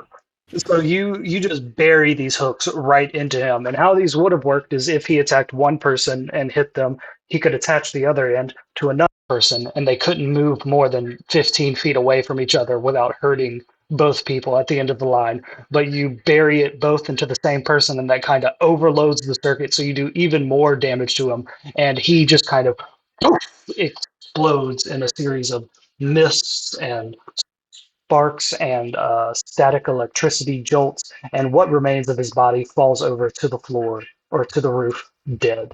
I'm gonna rub both of them together like you would a paddle. They the, make like shocks defibrillators. as you do that, yeah. Yeah, I'm gonna rub them together. Look at the big boss and be like, clear. He's genuinely like floating in the air, his arms outstretched, like laughing, only looking at the moon. It's pretty creepy to look at. He doesn't care. Now I'm just How picturing far- just Renoir. How far up in there is it? He is 30 feet in the air, and he is 30 feet from you. So So he's it's about squared 60. plus b squared equals c squared. That's how far away he is from you. Yeah, okay. I guess I'm gonna just move the 30. I'm gonna move to the end of the house and get ready to jump. Okay, yeah. That would make it a lot easier. Okay. Hugh, it is your turn. You are on the ground over here with Little Inchy. You can see up into the air the leader of the Assassin's Guild laughing maniacally after attacking Beaksley with that mirror image. He seems to have used some sort of ability that's triggered when he gets to this level of HP. What do you do? He was like stumbling around this alley, getting his composure. Who's all still up in the air? So Beaksley's up in the air. Yeah, Beaksley's in the Inchy? air. Inchy is technically flying in the air, but he's only 15 feet in the air, so he's at roof level with everybody else. I thought I flew to like 75 feet last session. You did, but then you flew down to get in on the front. Yeah. Gotcha. I mean, I was will gonna- be right back. I Okay. cast Featherfall on Beaksley so he can get his composure. Absolutely. Try to like fight and get away from him. Mm-hmm. Oh, that's not the right thing. Whoops. That's the right one. Featherfall on Okay. Beaksley. Very nice. Very nice. Now I'll move Do you want to move? Oh, yeah. Okay. 30 feet this way. Okay. Another my turn. Okay. Little Inchy flies over and lands on your shoulder, but you notice Little Inchy isn't even looking at the fight around you. He's looking like behind you at something, but he's always doing something weird, you know? The Artificer's turn. She's going to dash, and she is able to run right up beside you, Huel, completely out of breath, but then she looks up in the air and starts scanning her eyes back and forth, analyzing the situation. Again, you know that like just a few days ago, she could not have been able to be this active without attending the moon dance. And you look at her silver arm, and her fingers twitch as she starts planning her next move. It is the Masked Lord's turn. These two are running away. There are two tied up on the other roof. This woman is 1 HP away from death. Vincent should probably... No, Vincent can't move because his feet are tied, but his hands are bound in those silver chains. Okay. It is Beaksley's turn. Beaksley begins falling down through the air, but is then caught by Huel's Featherfall spell, where they are able to fall 60 feet per round. So Beaksley is able to descend the 45 feet to the street, land in the street, and get up and come up beside you, Huel, and like lick your cheek as a way of saying thank you. And then he gets down on the ground and growls, kind of between you and the Assassin Guild leader up in the air. Beaksley is on your side, Huel. Blink in. What do you do? As I mentioned, I, yelled at Inchy, being like, "Hey, pull out the dragon," and I'm gonna pull out my stone and call my dragon. Okay. Roll a d12. Yeah. Rock the dragon. Okay, And she just not wait, 12. and she just wiggles his fingers in Aronnax's direction. Took off the Aronnax token. So there wouldn't be too many tokens on the board, and what do you know? I need Aronnax token tonight. Give me a second to find it. Yeah. What map did I have y'all at before this? The Yawning Portal, probably, right? I think so, yeah. Let me see if his token's there. Yeah, just a second, I'm having an issue. There we go. There's the boy. All right, so Aronnax would be just a little bit bigger than Beaksley at this stage. So Sam, Yeah. for the second time in 2 days, you see something that kind of breaks your brain. One, because as you're seeing it, as you're looking at it, it's being erased from your mind at the same time. But your friend Blinken pulls out this blue stone that has these gold flakes in it that catch in the moonlight, and he throws it in the air. And as he throws it, bits of his hand burn off, like actual golden fire erupts on his hand, and the bits of his hand that turn to ash mix with the stone as it turns to dust and poof, bursts into a magical energy, and in a shower of blue and gold sparks, you see something that should not be in Waterdeep. An adult gold dragon with one green eye, one red eye, and no mouth. And it growls deep within its stomach, vibrating the roofs and the cobblestones around everyone. And you hear from off in the distance Elzerna say, "Doggy!" Blinken, Aronnax is summoned. You are already on his Don't back. get deja vu from this. uh, you are on his back if you want to be, and he goes after you every turn. He sends you a mental image of you and him fighting, you with your bow on his back, him in his full, glorious adult dragon form with his mouth and his ability to breathe golden fire. What do you do? I wink at Vincent and tell Aronnax to bite the silver chains if he can. Aronnax goes, "Boosh, boosh, boosh." You're luckily on one of the only good solid roofs on the map. As he turns around, this assassin in front of you starts quivering and shaking and saying, "Boss, you didn't say nothing about no dragon." Vincent looks awestruck, dumbfounded. He says, "No, no, that can't be. That can't be. The dragons left us. They abandoned us." As he says that, as Aronnax gets closer and closer and reaches out with one of his claws as Vincent holds the chains out, and Aronnax kind of violently, kind of quickly, even you, Blinken, are a bit worried about it, swipes through those chains, and they break, and the parts that shackle to his arm, to his wrist break, and the silver shackles fall to the ground. And Aronnax leans over and sniffs Vincent and sends you, Blinken, this bizarre mental image. Aronnax can only send you images. It feels like he's trying to communicate powerful, ancient, evil magic to you through an image. And Vincent says, "My friend, I did not think I would ever be free of such shackles. But seeing all of you come out here to do the right thing, to protect me, warms my heart. And if I can see dragons in Waterdeep again, then by all the gods above and below, I can see hope again. The hope that made me change." And give me just a second, I gotta find something. I tip my fedora towards him. Yeah. He says, "My good sir, come on, 5e tools, don't fail me now." There we go. So Vincent holds his hands up, and as the lightning strikes, his shadow and size seems to grow 3 times in size and then quickly shrink back down.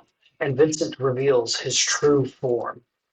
A tiger man, a Rakshanka, standing in front of you, his claws gleaming, his eyes a golden blue, his fur a bright white and black.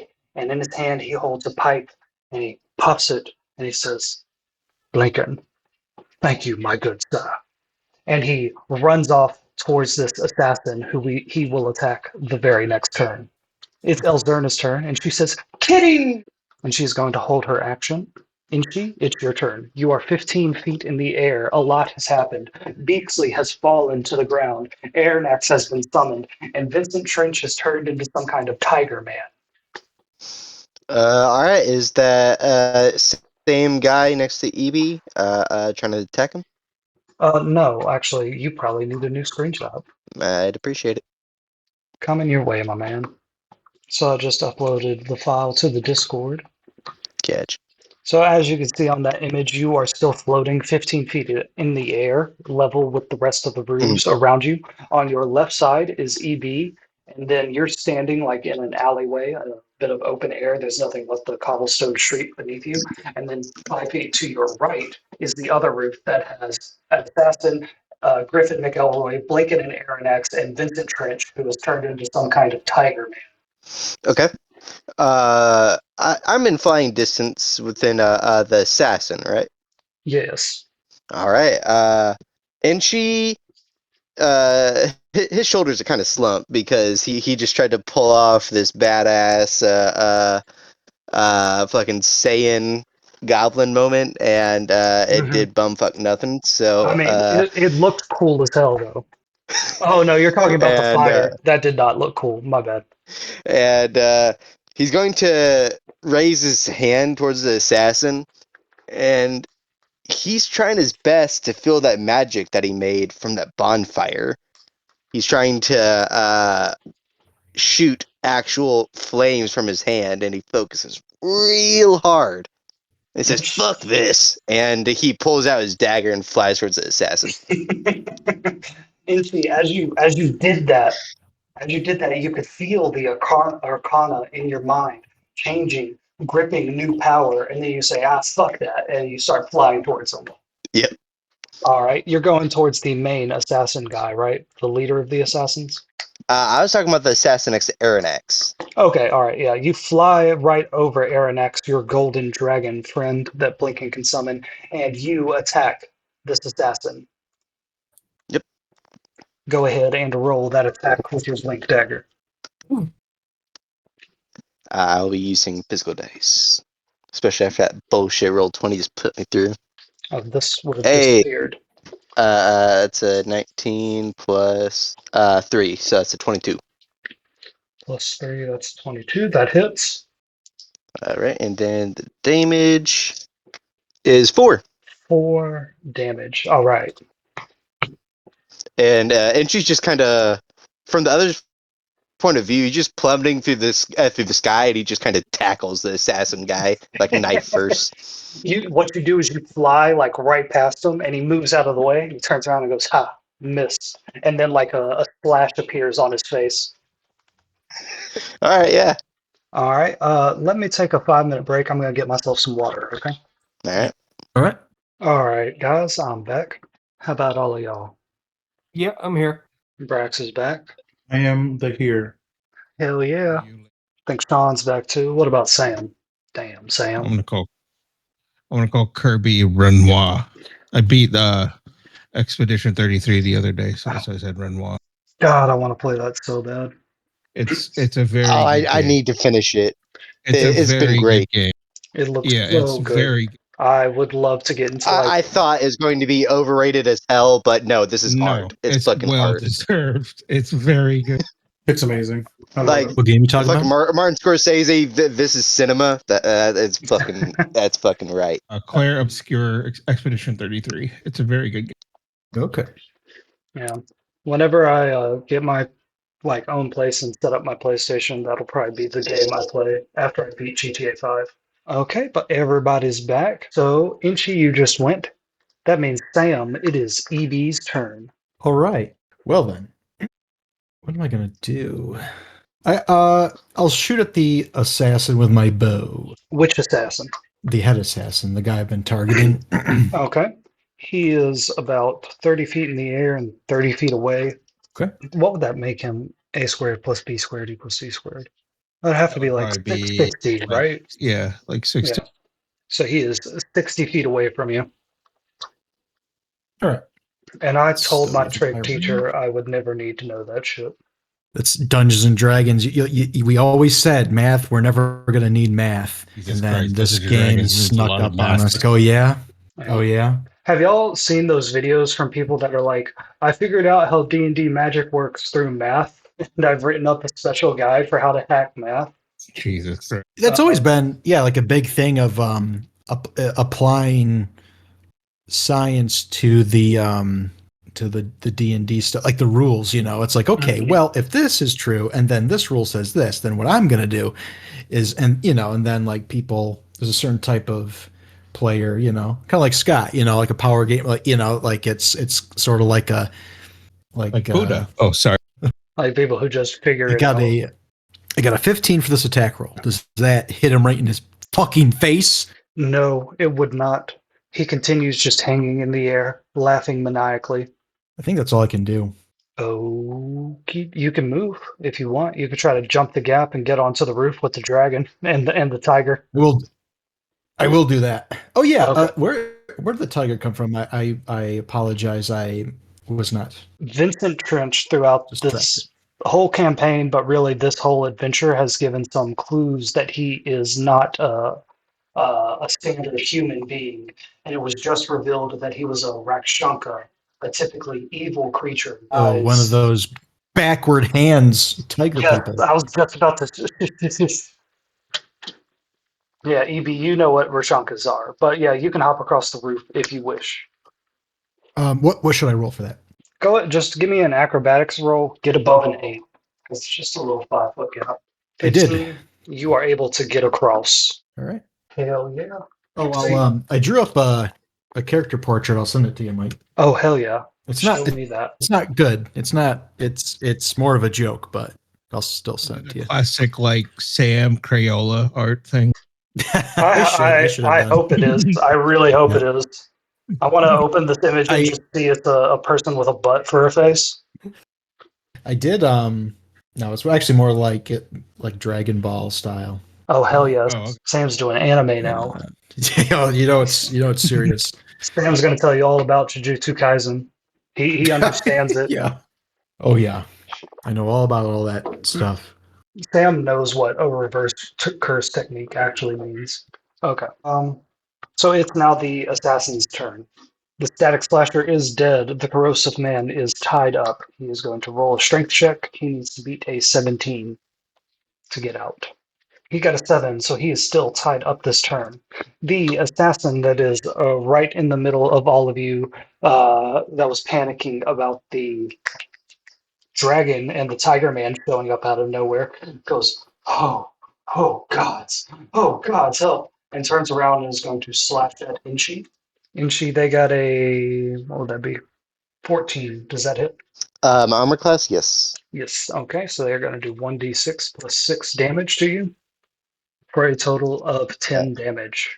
Oh, dope! I go down Ooh, are you below 0 or at 0? at 0. At 0. Okay, Guys, that's right on happened the twice money. tonight. Guys, right That's, on the that's money. good. So you were unconscious, but you are not dying. Okay, and it is now the leader of the assassin's turn. And they are going to go. They howl at the moon, they laugh, and they say, he promised me. I shook his hand and we made a deal. I was born in the mist, and now I am the mist. And he teleports in the blink of an eye right over here by you, Thorgrim. And put his circle around him. Okay. And he is going to use his special attack that he can only use for one more round after this. And he is going to attack Thorgrim and this Masked Lord at the same time. He's going to start with the Masked Lord woman who's already on the ground dying, 1 hit point away. And he gets advantage. That one hits her. So again, as he lashes out and strikes at her with this silver sword, he summons a mirror image of himself on top of himself. So he's technically right next to an ally, and he does a sneak attack's worth of damage to her, cutting off her head as she falls over to the ground dead. He, at the exact same time, lashes out at Thorgrim with a silver. Within the circle, he can attack anybody in it. He can only do this for one more round. Thorgrim, he would have gotten a 22 for its attack. Does that hit? 22 hit. Nope, that was wrong. Ignore that. Oh, come on, man. He does 16 damage to you, Thorgrim. Oh, that kind of hurts. Any of it special or? Nope, that's all slashing damage. Oh, okay, that's not as bad. Yeah, because you're still enraged. Well, did you attack anybody last turn? Yeah, I did the show me how your thing works, and I stabbed him, You are correct. and he You are poofed into correct. dust. I think in my head, like his torso like blew up and like just his legs fell over to the ground. Yeah, each leg went a different way. Yeah. Split right down the middle. And the corrosive man went, oh no, oh man. Okay. That is the Assassin's Guild's turn. And he says, I despise. My guys are expert, but they don't seem to do a damn thing to barbarians like you. Next, it is your turn, Thorgrim. What do you do? You gonna let him talk to you like that? Call you a barbarian? Oh man, it's a shame I still have these two hooked weapons. No. You wrapped the man in that and stabbed him with it. You did not. They went poof too? No, you wrapped him up in it, and then like you wrapped his whole body up in it, so they're still tangled. Or God damn it, you made me say that the legs fell away. So yeah, you would still have this weapon. Okay. So yeah, I'm gonna take both hooks, and I'm gonna try to hit him with both hooks. Okay. So hook 1 will be the main attack. I'm gonna roll recklessly. 12. The first one is 15. That does not hit. 15 does not hit. Okay. He says, "Weave," and he ducks out of the way. Yeah. Okay. So roll number 2, offhand. That is better. 25. That hits. And then that is the damage, and that is the bonus damage. Right. Thorgrim, as you hit him with that, you like pierce that like right through all his armor that has taken just a beating tonight. And you pierce it into him and you hear him gag. And it really feels like that really hurt him. But still, he activates his ability, reaches out, grabs you, and teleports 30 feet in the air, about 10 feet over. And as you're 30 feet in the air, he pushes you away from him. And you begin to fall. Next is Huel. Huel, you are on the ground with Beaksley and the Artificer and Little Inchi, who is not looking at any of you. Or Little Inchi, who is looking away from the combat. What do you do? Thorgrim's falling now? Yep, Thorgrim is 30 feet in the air. He was just teleported up there, and the assassin pushed him away from him, so Thorgrim is actually like right here, 30 feet in the air. What would it cost me to get up to the roofs? Like my movement, Half of your movement. Yeah, I'll use my movement to half my movement to get up to the roof over here where Aranex and all them are. Okay. Come flying up on Beaksley playing my Yeah, broken yeah. loot. You can also climb onto Beaksley if you want. He doesn't have a rider right now. Oh. I mean, I could. You could. It's up to you, man. But I'll start climbing on and playing. I'm gonna cast Featherfall on Thorgrim. Okay. Before you take off on Beaksley, Little Inchi flies over to this roof right here, but the Artificer climbs up behind you and puts her arm around you and aims her fingers at the assassin that's hovering in the air. You still have your movement. Where would you like to go? Just fly upwards to like the roof level. Okay, so you are now dead even with Aranex. When Beaksley sees this dragon and the dragon sees Beaksley, they go, and Beaksley like clacks its beak. Nah. You know the way birds do. I can't do that. I'm not gonna like bite my teeth together. But he like clacks at them. Is that all you wanted to do, Huel? Yeah. I'll go cast Featherfall and then just move up. All right, you cast Featherfall me. on Thorgrim, who will fall down to the ground safely. It is the Artificer's turn. What is she going to do? She points her gun at the leader of the Assassin's Guild who's laughing in the air, but then she thinks about how hurting him would let him teleport wherever he wants, so she thinks better of it and shoots a flame strike at this assassin on the roof right here. That is 19 for her, so she hits. This is a second level flame strike spell, plus her wisdom, so that's 8 damage to this assassin. And then she fires off another one. 15 plus, yep, that also hits. Oh, already. So she did another 5 damage to him. And so, Huel, as you fly up onto this roof, you feel like the heat on your shoulders. The artificer like uses your shoulder to like steady her aim, and she fires off 2 fire flame strikes at this assassin. And Huel and the artificer, as y'all like rise up here, you would see for the first time this tiger man who looks pretty bizarre, who should have rolled initiative 8. So yeah, he would go right after.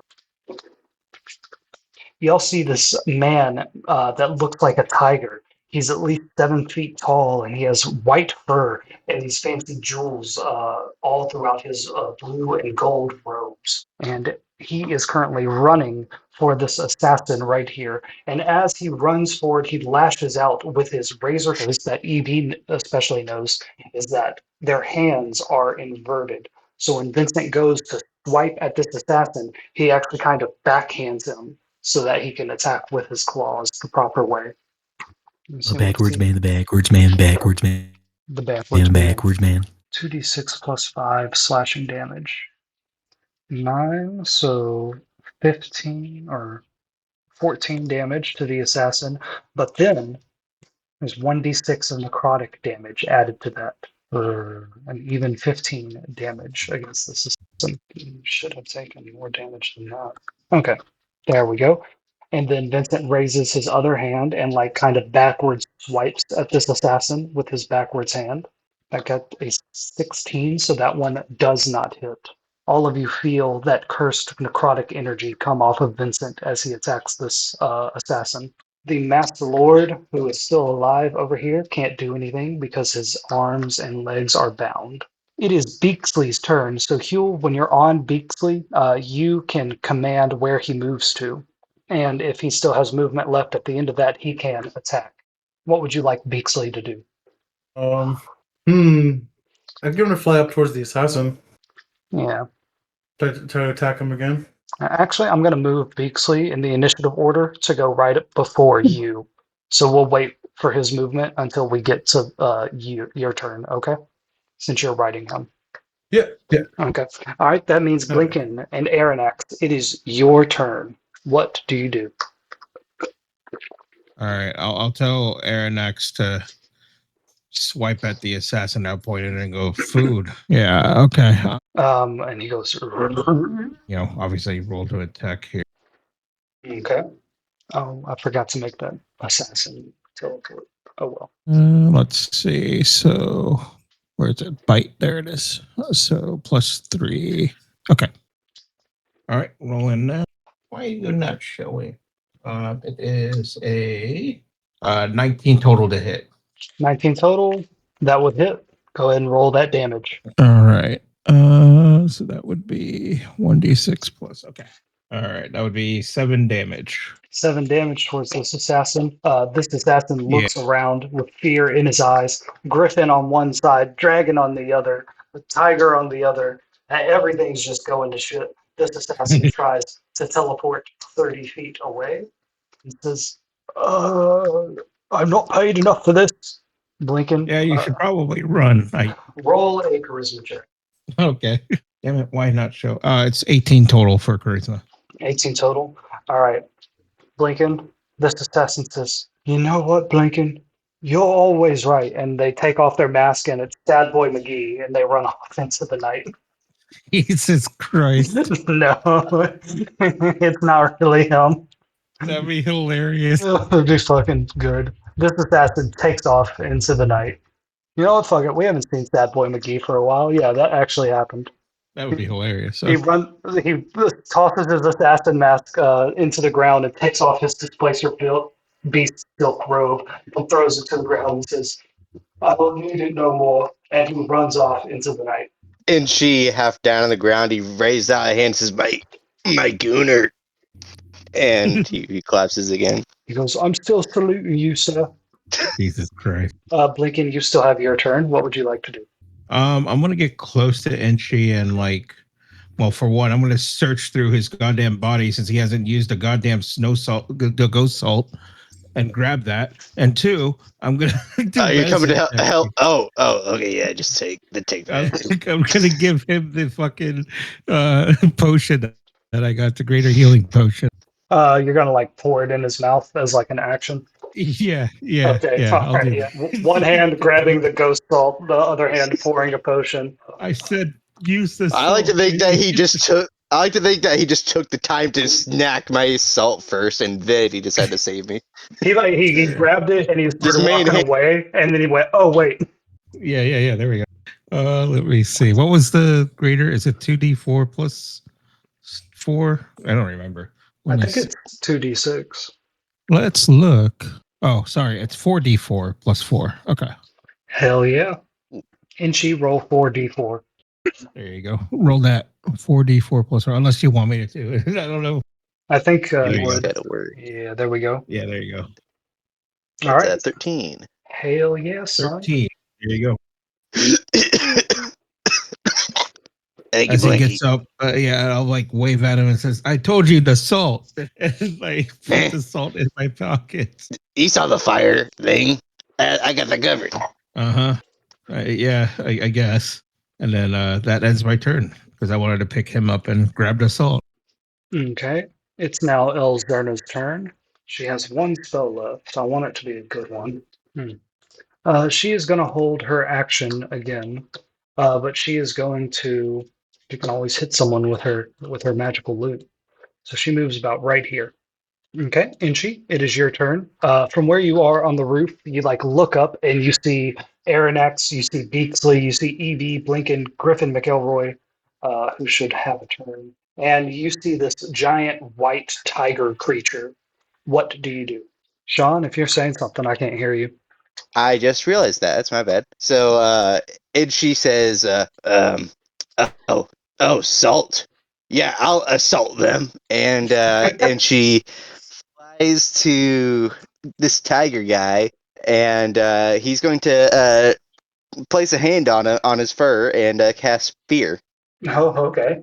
That's fair. Okay. And that scolding from last session was a major image, right? I think It so. was, but you dismissed it when you used it for a different illusion. So why are you doing this? Yeah, okay. I think I know To why. cast fear? I just want to hear it from you. Oh, I'm out of spell slots. I just want to make sure. I'm sorry, what? I that was my last level 3 spell slot. That's why I just want to make sure. I used major image last session. Oh, okay, yeah. So you're casting fear now. Why are you doing that? Oh, he is. I don't know. He's just trying to get this dude to fuck off. He doesn't necessarily want to kill everyone. He wants to get them out of there. Oh, okay. All right. He just went down. He almost saw the light. He says, "Get away." Oh, okay. All right. So Inchi, you summon all the magic. You send. What do you have to touch this creature? Yes. Yes. You reach out to touch this creature. The magic passes from your hands into this creature and then dissipates. The tiger looks down at you and says, "Now, my friend, that won't work on something such as I." He remains unafraid. Your spell has no effect. And she backs back up and says, "Shit." And that's my turn. I told you all that this city was wicked, that everyone's face was but a mask. You should have left when you had the chance. EB, it's your turn. What do you do? I pull off my mask and reveal that I'm actually A Krogan. Columbo. Columbo. Oh yeah, that's right. That would Peter be great Falk. to have in this campaign. Just straight up Columbo. No, he takes off the mask and turns it to Frasier. Oh hell yeah, I'd be much better at playing Frasier than Columbo. I'm not that smart. Doing Frasier as a Niles. detective is a good bit, though. Yeah, it would be awesome. His ego would get. He would think that he's like this. There's actually an episode. All right, I'm using restraint right now. I'm going to attack. Psychic damage. Not talk about it. It's actually a funny episode. Yeah, he tries to help his dad solve an old murder, and he gets it wrong. Yeah, it's a good one. All right. Okay. I am going to shoot my bow at. Or actually, I'm going to shoot an arrow at the Assassin Lord again. And this time, I'm going to fucking hit him, and I'm going to fucking kill him. Okay. A 10, does that hit? No, unfortunately, it does not. Is that all you Well- can do on your turn? It's not all I can do, but So just to get something straight here, Tiger Man, because I'm just blanking on his name, Vincent Trench. Yes. He's revealed himself to be a reverse-handed Tiger Man, but has he shown any sort of like is this like a I got you moment where he's betraying us, or does he still seem as though he's our ally? He still seems as if he's your ally. He attacked that other assassin. He always talks in a kind of gloomy, intimidating way, and he has directly told the characters that they should not be in this city. But that was just his cynicism, his style. But right. EB, you do know the legends of what Rakshasas are. Yeah, Rakshasas. they're not great. Evil. They're kind of bad. Yeah, you wouldn't really want to have dealings with one, I don't think.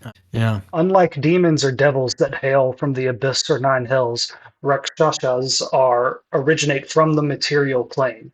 They are spirits that took physical form through dark rituals, and it's said that they can live forever. It's interesting. I actually don't know a whole lot about them. Like, I know them and I know a few things, but yeah, they're weird. I think that's all I can do. I'm not really in a position to do much else. I do see there's some random assassin way down yonder in the lower left quadrant of our map. That person is running away after shedding their Assassin's Guild robes, and he just revealed that he's actually an old friend of the group named Sadmoy McGee, who is a character who keeps accidentally joining up with criminal gangs and getting way over his head. Oh my god! All right, that's my turn. I don't have anything practical I can do left. So Okay. Yeah. Don't worry about Sad Boy McGee. You don't need to know him. Sad Boy McGee, is he sad? He's sad and he talks like this. And his favorite band is the Doom Raiders. They're the only band that gets the fucked up shit that happens in his soul, man. And he just can't find a good job. He tried to be with the Thieves Guild.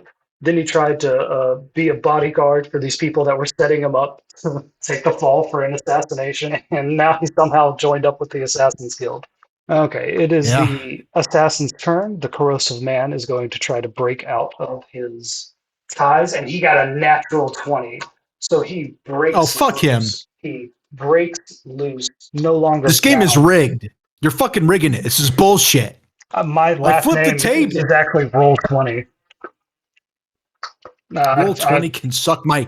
I've been doing fucked up shit with him the whole time. What is he going to do? Well, the first thing he does is kicks this Masked Lord and sends him tumbling off the roof. That Masked Lord is going to take a d6 of falling damage. Oh yeah, no, take 5d6. Why not? I could. And he is going to walk over here to the edge of the roof and says, "My lord, the leader of the Assassin's Guild, you finally ascended. You've had a fight that brings out your true form. The prophecy is true." And then the leader of the Assassin's Guild teleports down, grabs the corrosive man by the throat, and throws him over here into the middle of all of you. He lands, taking a d6 of falling damage, and immediately teleports away, leaving behind a bunch of green corrosive mist surrounding all of you. He uses that guy like a acid ragdoll. Yeah, exactly. So everybody within that circle is going to take corrosive damage if they are in there at the start of their turn. Okay. No save, it's just like at the start of our turn. Yes. Don't be in the poison gas and you don't take damage. Okay. This person has taken 12 damage so far on this turn. So when he falls over to the ground, he falls over and he starts coughing up blood from all the damage he's taken tonight. But he is still up and moving. And Elzerna had actually held her turn. She walks 5 feet over to him, raises the golden loot high above her head, and brings it down on his head. It lets out with a loud clang as all the strings vibrate. She did 8 damage to him, and he falls over to the ground, dead. Okay, and now it is the leader of the Assassin's Guild's turn. He is going to use his final free teleportation of the night, teleport over to all of you. Oops, shit, too many tokens over here. And this is the last turn that he can use this special ability. Anybody inside this circle gets attacked. So Inchi, we're going to go against you first. He casts the mist image over himself, so he gets to attack with advantage, but he doesn't need it. He got a 19, Ooh. Okay. doing, how much would that be? 17 damage to you, Inchi. Ooh, he goes back down. He lashes out and attacks Aranax with advantage, getting a 15. Does that hit Blinken? Double checking. Hold on. No, he needed a 17. As he misses that attack, he expertly weaves the silver sword around, using its momentum to strike at you, Blinken. Highest he rolled would have been a 12. I don't think that hits you, right? Nope. And I just cackle and laugh. And against Vincent, he got a 15. Let me Is that a see. pre-recorded like sound clip? And he It was misses. weird because it sounded. Sorry, just the sound was. It sounded like that started before you were done talking. I don't know. Maybe I'm going crazy. No, Oh, it it's was- just me being talented. Yeah. Ventriloquist. It's called skill. So he lashed out at all four of you, but he only hit Inchi with his really overpowered final ability. And he continues to cackle and says, I can see it. I can see it all. Everything is missed. Oh, Thorin. Jesus, cool. I can got this guy some just salt. fucking hum already? Thorin, you fall gracefully to the There ground, you go. 45 feet. Your feet touch the ground. You have, I think this would be 15 feet of movement left. What do you do with it? Brax? Oh, did you say Thorgrim? You cut out and I missed like Oh. 90% of what you said. My bad. Yeah, I need to get a new headset. The microphone on mine broke, so I've been having to use Bluetooth headphones. I don't think they're as good. So Thorgrim, you fall 45 feet to the ground with Featherfall, so you take no damage. But as your feet touch the ground, you only have 15 feet of movement left. What do you do? I don't know. Falling wouldn't be movement. I mean, it's not voluntary movement. Like, I'd be falling. I think it just saves me from, like, I think it does having to too. stand Yeah. up. Okay. Yeah. So you have your whole movement speed as your feet touch the ground. Everybody Awesome. is fighting on this one roof. I'm going to get up on top of the roof here. Okay. As you climb into the note, you do have to roll a check if you're in this mist, because I remember that happened last session. So Thorin, roll a Constitution check. You need to beat a 14. Is Oh, it yeah. poison? It is poison. Advantage for 25. Once again, you have the lungs of the mines. You were born in the mines, raised in the mines. Noxious gas is nothing to you. What do you do next? Well, the assassin. Let's do both attacks again. Hit it. Nat 27. God damn. Well, gonna kill everyone. Roll that damage. 30 plus Shit. 14. So 44 for the first attack. All right, hold up.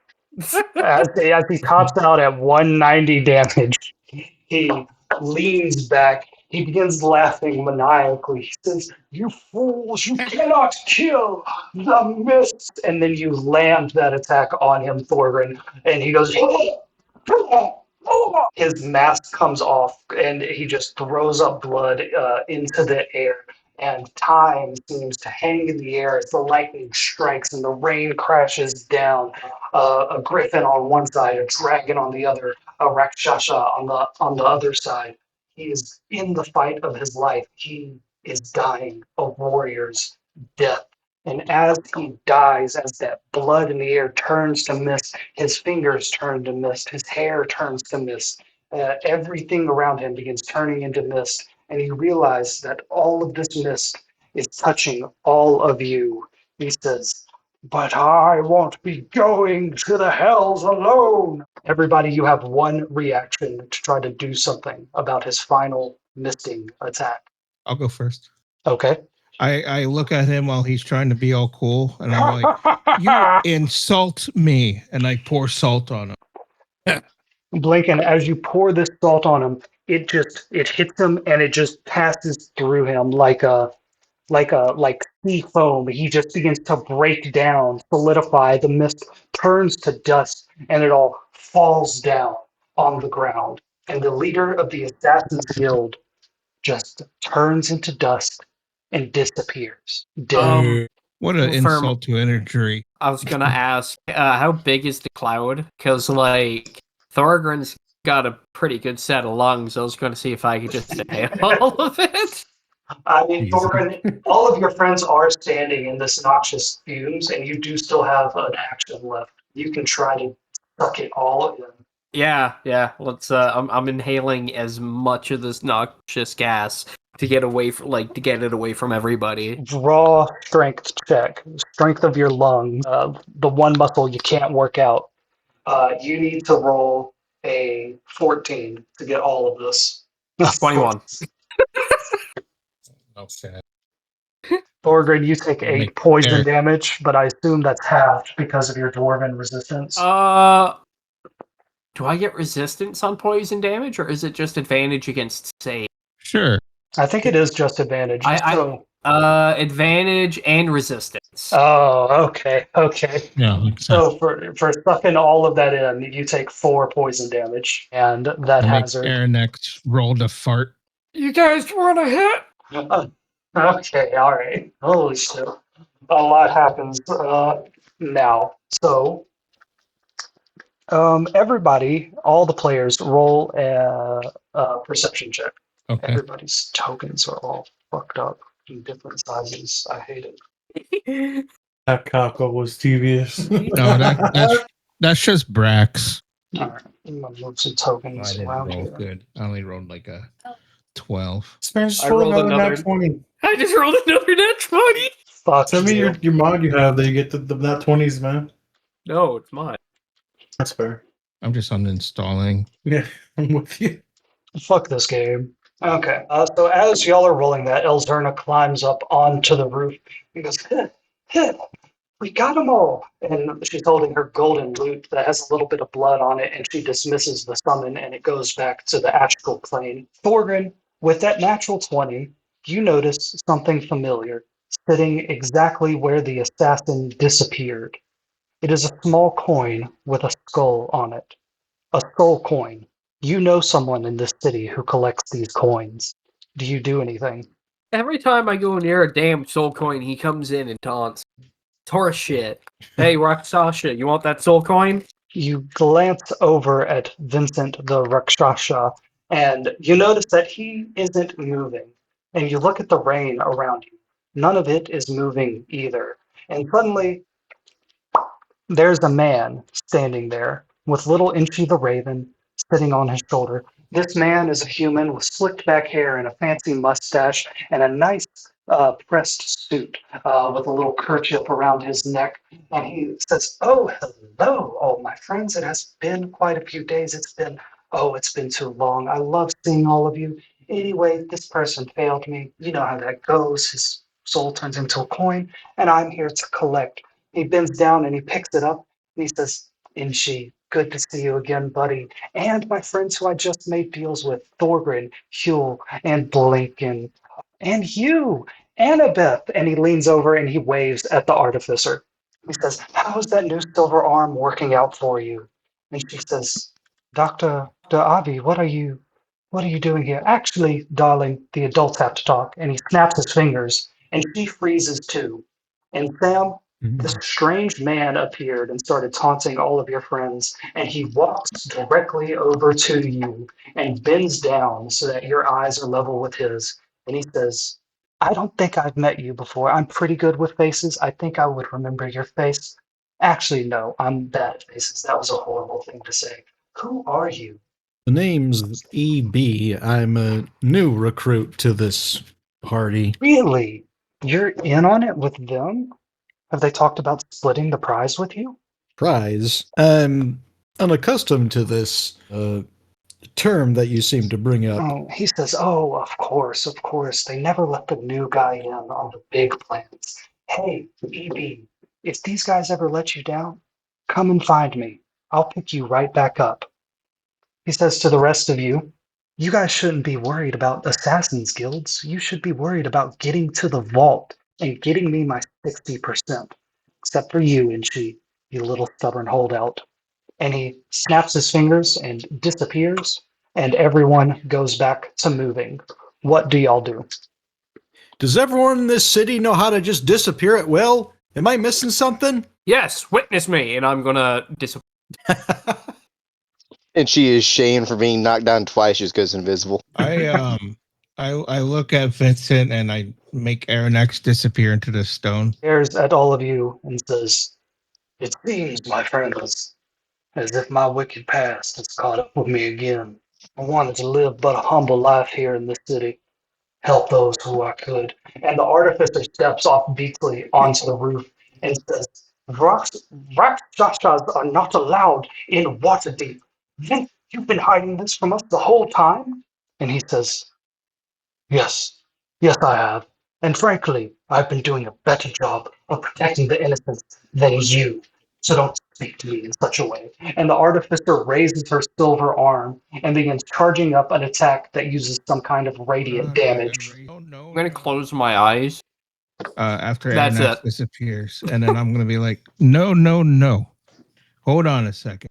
We're not gonna fight here. He's been, and I point at Vincent. He's been true enough to at least when I knew him, he seemed to be a pretty decent citizen. Now, what I wonder is, why did you make a deal with him? She says, "That's none of your concern." Seems everyone has secrets in this city, eh? She says, "Well, you've known that I have my secrets for quite a while. And to be fair, I mean, Blinken, you and your friends aren't any better from the sound of it." Curiosity did just try to kill the cat, so I have no idea what that You means, could Thorgren. probably- Huel, do you say anything? Yeah, he was in shock. He's like, I can't believe you hold secrets from us. She says, And then I look at Mhm. Inchi real quick after he says that. Like, I look at Inchi real quick and says, "Oh, that's a good dragon, by the way." Yeah, I've been working on it. The artificer goes, "Yeah, Itchy, when you summoned that blue dragon, that was really incredible. You've done that like twice today, right?" And he seems to have already forgotten what Aaron had said. But the Rashanka, Vincent Trench, narrows his eyes at you, Blinken. He knows what he saw, and he seems to remember. Yeah, and then I look at Vincent real quick and narrow my eyes at him and say, like, give it like a little secret nod, saying, "You better keep that a secret." He gives you the nod back. Y'all are Fedora bros, so like you can trust Right. that nod. Right? Yeah, we tip hats. Through the history of recent crimes in this city, and you can tell that my paw prints are not over any of them. I'm a protector of the people, Miss Artificer, and you and the rest of Force Grey know that. I don't see any reason why all sorts of people can exist in Waterdeep, but a Rakshasa can't. She says, "You're plotting something. Your kind has something to do with Second Sundering. There's a reason you're banned from this city." Vincent, she yeah, says, and so is your kind. And I'm gonna point at Huel. Your kind's always plotting too, like what to make dinner, what to cook, and what to farm.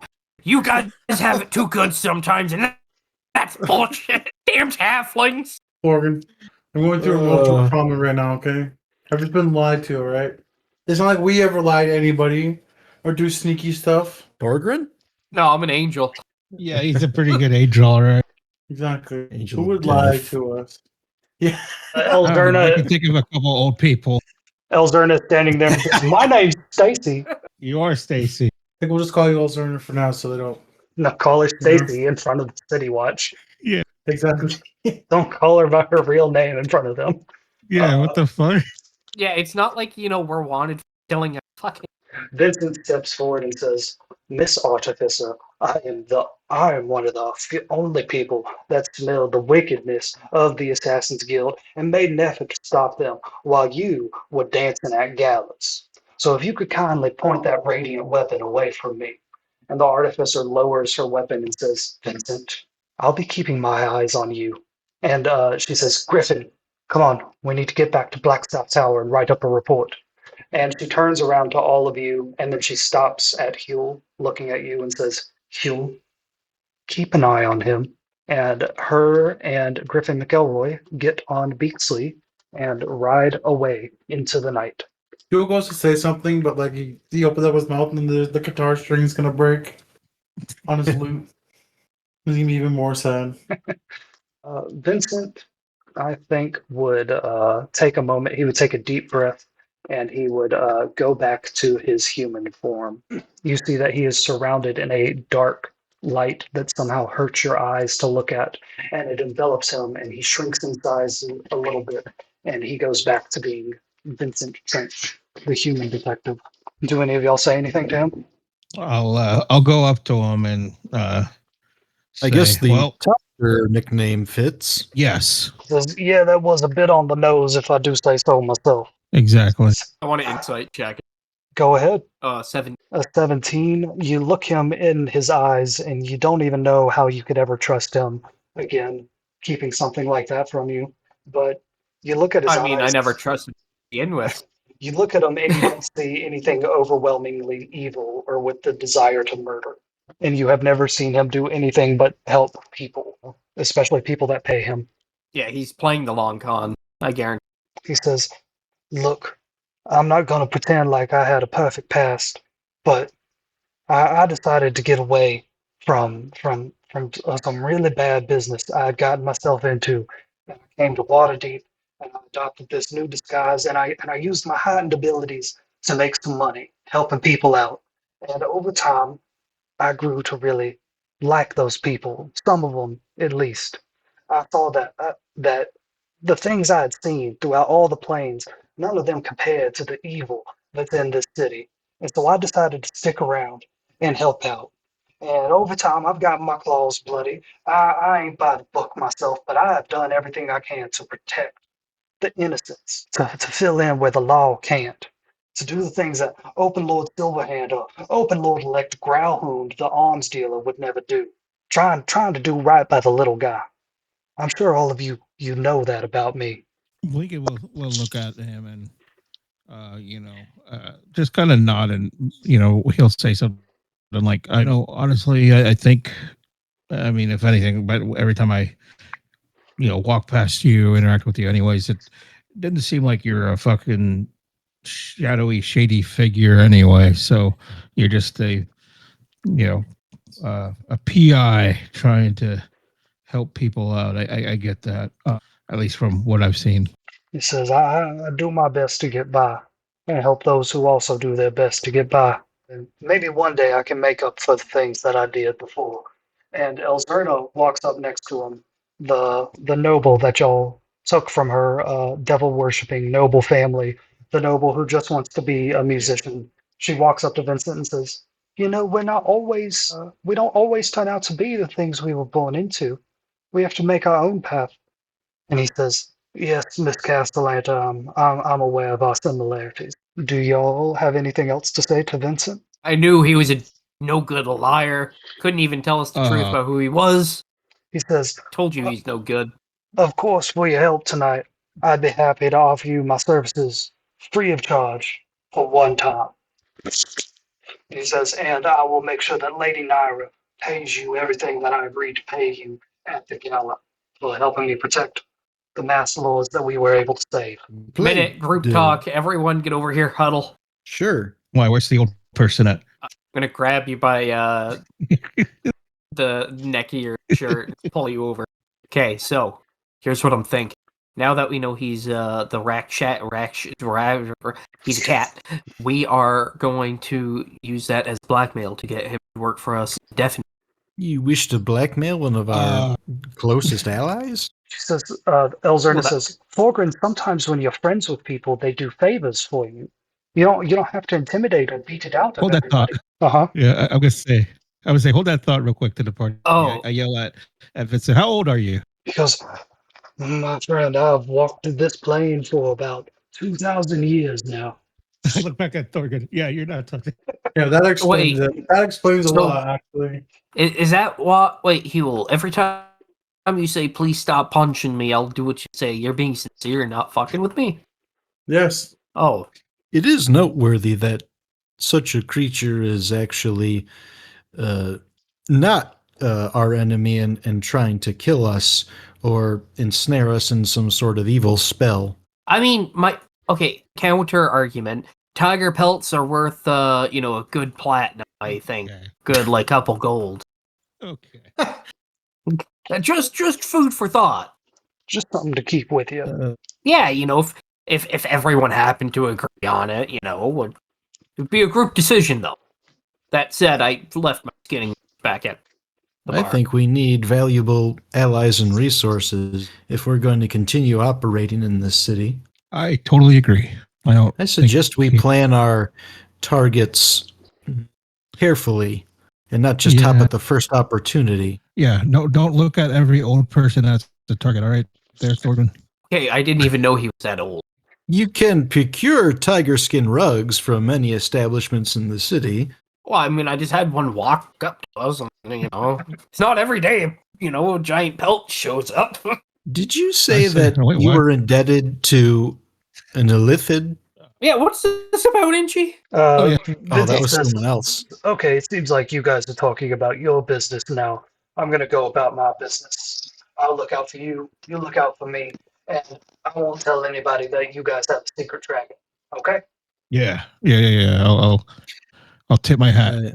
I thank Vincent. I say thank you for your assistance in this bloody affair. Oh yeah. You, Vincent and EB are friends. They've known each other for a few months at least. So he walks over to you, EB, and he shakes your hand and says, "My friend, the next round is on me." All right. I give him a hearty smile, and that'll be that. All right. And Vincent crouches down, like to where his hands touch the roof, and then he pounces, leaps across to the other roof, does that again to jump to another roof, and he hops along off into the night. And you guys are just here in the rain to talk about your business. Yes, EB, earlier Inchi revealed to the group that Lord Growlhound, the open lord elect of the city, the person who in about a week's time is going to be crowned the ruler of Waterdeep, is actually controlled by an illithid that works for the Thieves Guild. What would a mind flayer be doing working for the Thieves Guild? It seems beneath them. Well, I he mean- is the second in command of the whole gig. There's only the beholder that's above him. Yeah, and aren't beholders Hmm. like giant brains? So it would make sense for an illithid to get close to a giant brain to eat it. All I know is illithids are very evil, and their machinations are often mysterious. And to stoop to mere monetary gains seems very unlike the horror stories that I've heard from. I Well, I mean, come it seemed, from the underdark, as it were. I no longer live there, but it was where I was raised, after all. I mean, are we just gonna skip over the idea that he's trying to like become the big brain and eat it? Huh? Yeah, the mind flayer is going to get in with the beholder because we all know Xanathar is allegedly a beholder. So he's going to get in good with Xanathar, and then he's going to eat Xanathar's brain, therefore becoming the biggest brain, and then he himself will become the overbrain, and then he will spawn more mind flayers. That yeah, makes more sense. he made Growlhound suffer. I think he was crying by the end of it. I mean, Ugh. I wouldn't want to be mind flared. Oh, well, I was also making fun of him. Hey, EB, a lot of things in your mind are shifty. Like, you know that your new prince have said things and done things that you've immediately forgotten. You also know that they openly talked about killing that nice Forest Grey lady with the silver arm and that nice bartender at the Yawning Portal. Also, like, there's like, you remember a dragon spoke to you and called you its friend, but you can't remember anything else about that dragon. And also, some man just teleported in the middle of all of you said that everybody else in the circle owes him 60% and then just teleported away. Do you have any questions about that? Several. I guess, who was that mustachioed salesman? Who? You know, the guy that showed up, right? You know, what was it? There Osmodeus. seems to be many Uh, threads. Asmodeus. Yeah. So What? No, I don't know what you're talking about. Nope. What? Yeah. Did you what? say, Yeah. did you say Asmodeus? You You know, you're very bad at this whole like keeping secrets thing. know, The little girl, EB, like tugs Are at we your in over shoulder. our head with something? EB, the little girl tugs at like your shoulder and says, "That man's name is Avatar. He's the avatar of Asmodeus. He was really good friends with my parents." Oh. We're not in over our heads. We're just in deep water, and we're all a little short. I remain silent and let my flop sweat do the talking. yep. Yeah. We should probably head back to the Troll Skull Manor. Troll Skull Castle, Troll Skull. Then a lightning strike happens, right? Yeah, I pull out a pipe and start smoking. Yeah, Evie, your terrifying friends have just asked you if you want to come back to their skull house. Do you want to go back to their house or go back to their yeah, I'll your go boat? back to their yeah. Let me the entranceway is a trap door, and the front door is an Iron Maiden. Do you No, go? but right? if you do want to see a trap door for a front door, let's go to Knife Alley for a minute. Isn't Troll Skull Alley in some like dodgy alley part of town? Like it's like a sketchy area, right? Kind of, but their neck of the neighborhood is nice. It's where Vincent Trench lives. Okay. Would you go back to their house with them, EB? Yeah. Okay. At this point, you know, they're all fucked up, but I don't not trust them. Okay. I feel safe enough. I don't feel like I'm gonna get my head chopped off when I walk through the door. It's interesting that you say that because you walk into Troll Skull Manor with them in this map right here. Everybody's really tiny. Yeah, You yeah, walk that's in, weird. and one of the first things Yeah. you see on the floor is the dead body of an assassin. That's from earlier today. And then also sleeping on the couch is another deep gnome like you, except this deep gnome has piercings all throughout his face, and his hair is dyed a deep black, and all of his clothes are black. And he's sleeping on this chair with a bottle of wine in his hand. And then Sam, behind the bar, there's a ghost that offers you a drink. A ghost bartender. Nice. As y'all walk in the building, Elzerna goes, "Yeah, Mr. Abitar called himself Lord of all the Nine Hells, Supreme Ruler of all beings, the most powerful." He really went on and on about himself all the time. It was annoying. Say that again, Mike. You were cutting out a little. Oh, Elzerna, the little girl, says, "Yeah, Mr. Avitar, he used to call himself Lord of the Nine, Ruler of all, Supreme Being, the Ultimate Judgment. He really went on and on about himself." It was, You could probably stop with that now. That's okay. Sounds really full of himself. all right. I think that this is It's a alarming. good place to call it for the night. You can go to bed and everyone, because Sam, if you zoom out on this map, the bottom is a bar that is currently being renovated, and then the upper two floors are also being renovated, but they have rooms for everybody. Cool. Very, very cool. Yeah. I'll have a deep mushroom brandy. Look, yeah. Some hard deep gnome liquor. The next session will actually be opening the bar to the public. They have some business to do, and then we'll do a session of opening the bar. Oh, okay. Then we'll hop into the story. So that would be the perfect time for you to get caught up on the bigger plot here. Okay, yeah. Yep. Nice. All right. Does anybody want to say or do anything before we call the session quits? No, I think I did. All right. Yeah, no, I'm Fantastic. Next session, you will also be getting a lot of gold from Vincent, from Lady Naira, because y'all did succeed in helping him out. And we'll do factions and role plays where everybody can do their little stories. Blinken, I know you wanted to do stuff about financing for the bar, so we'll do that. And then Yeah. EB, you can tag along with people and get caught up on all the backstory and stuff.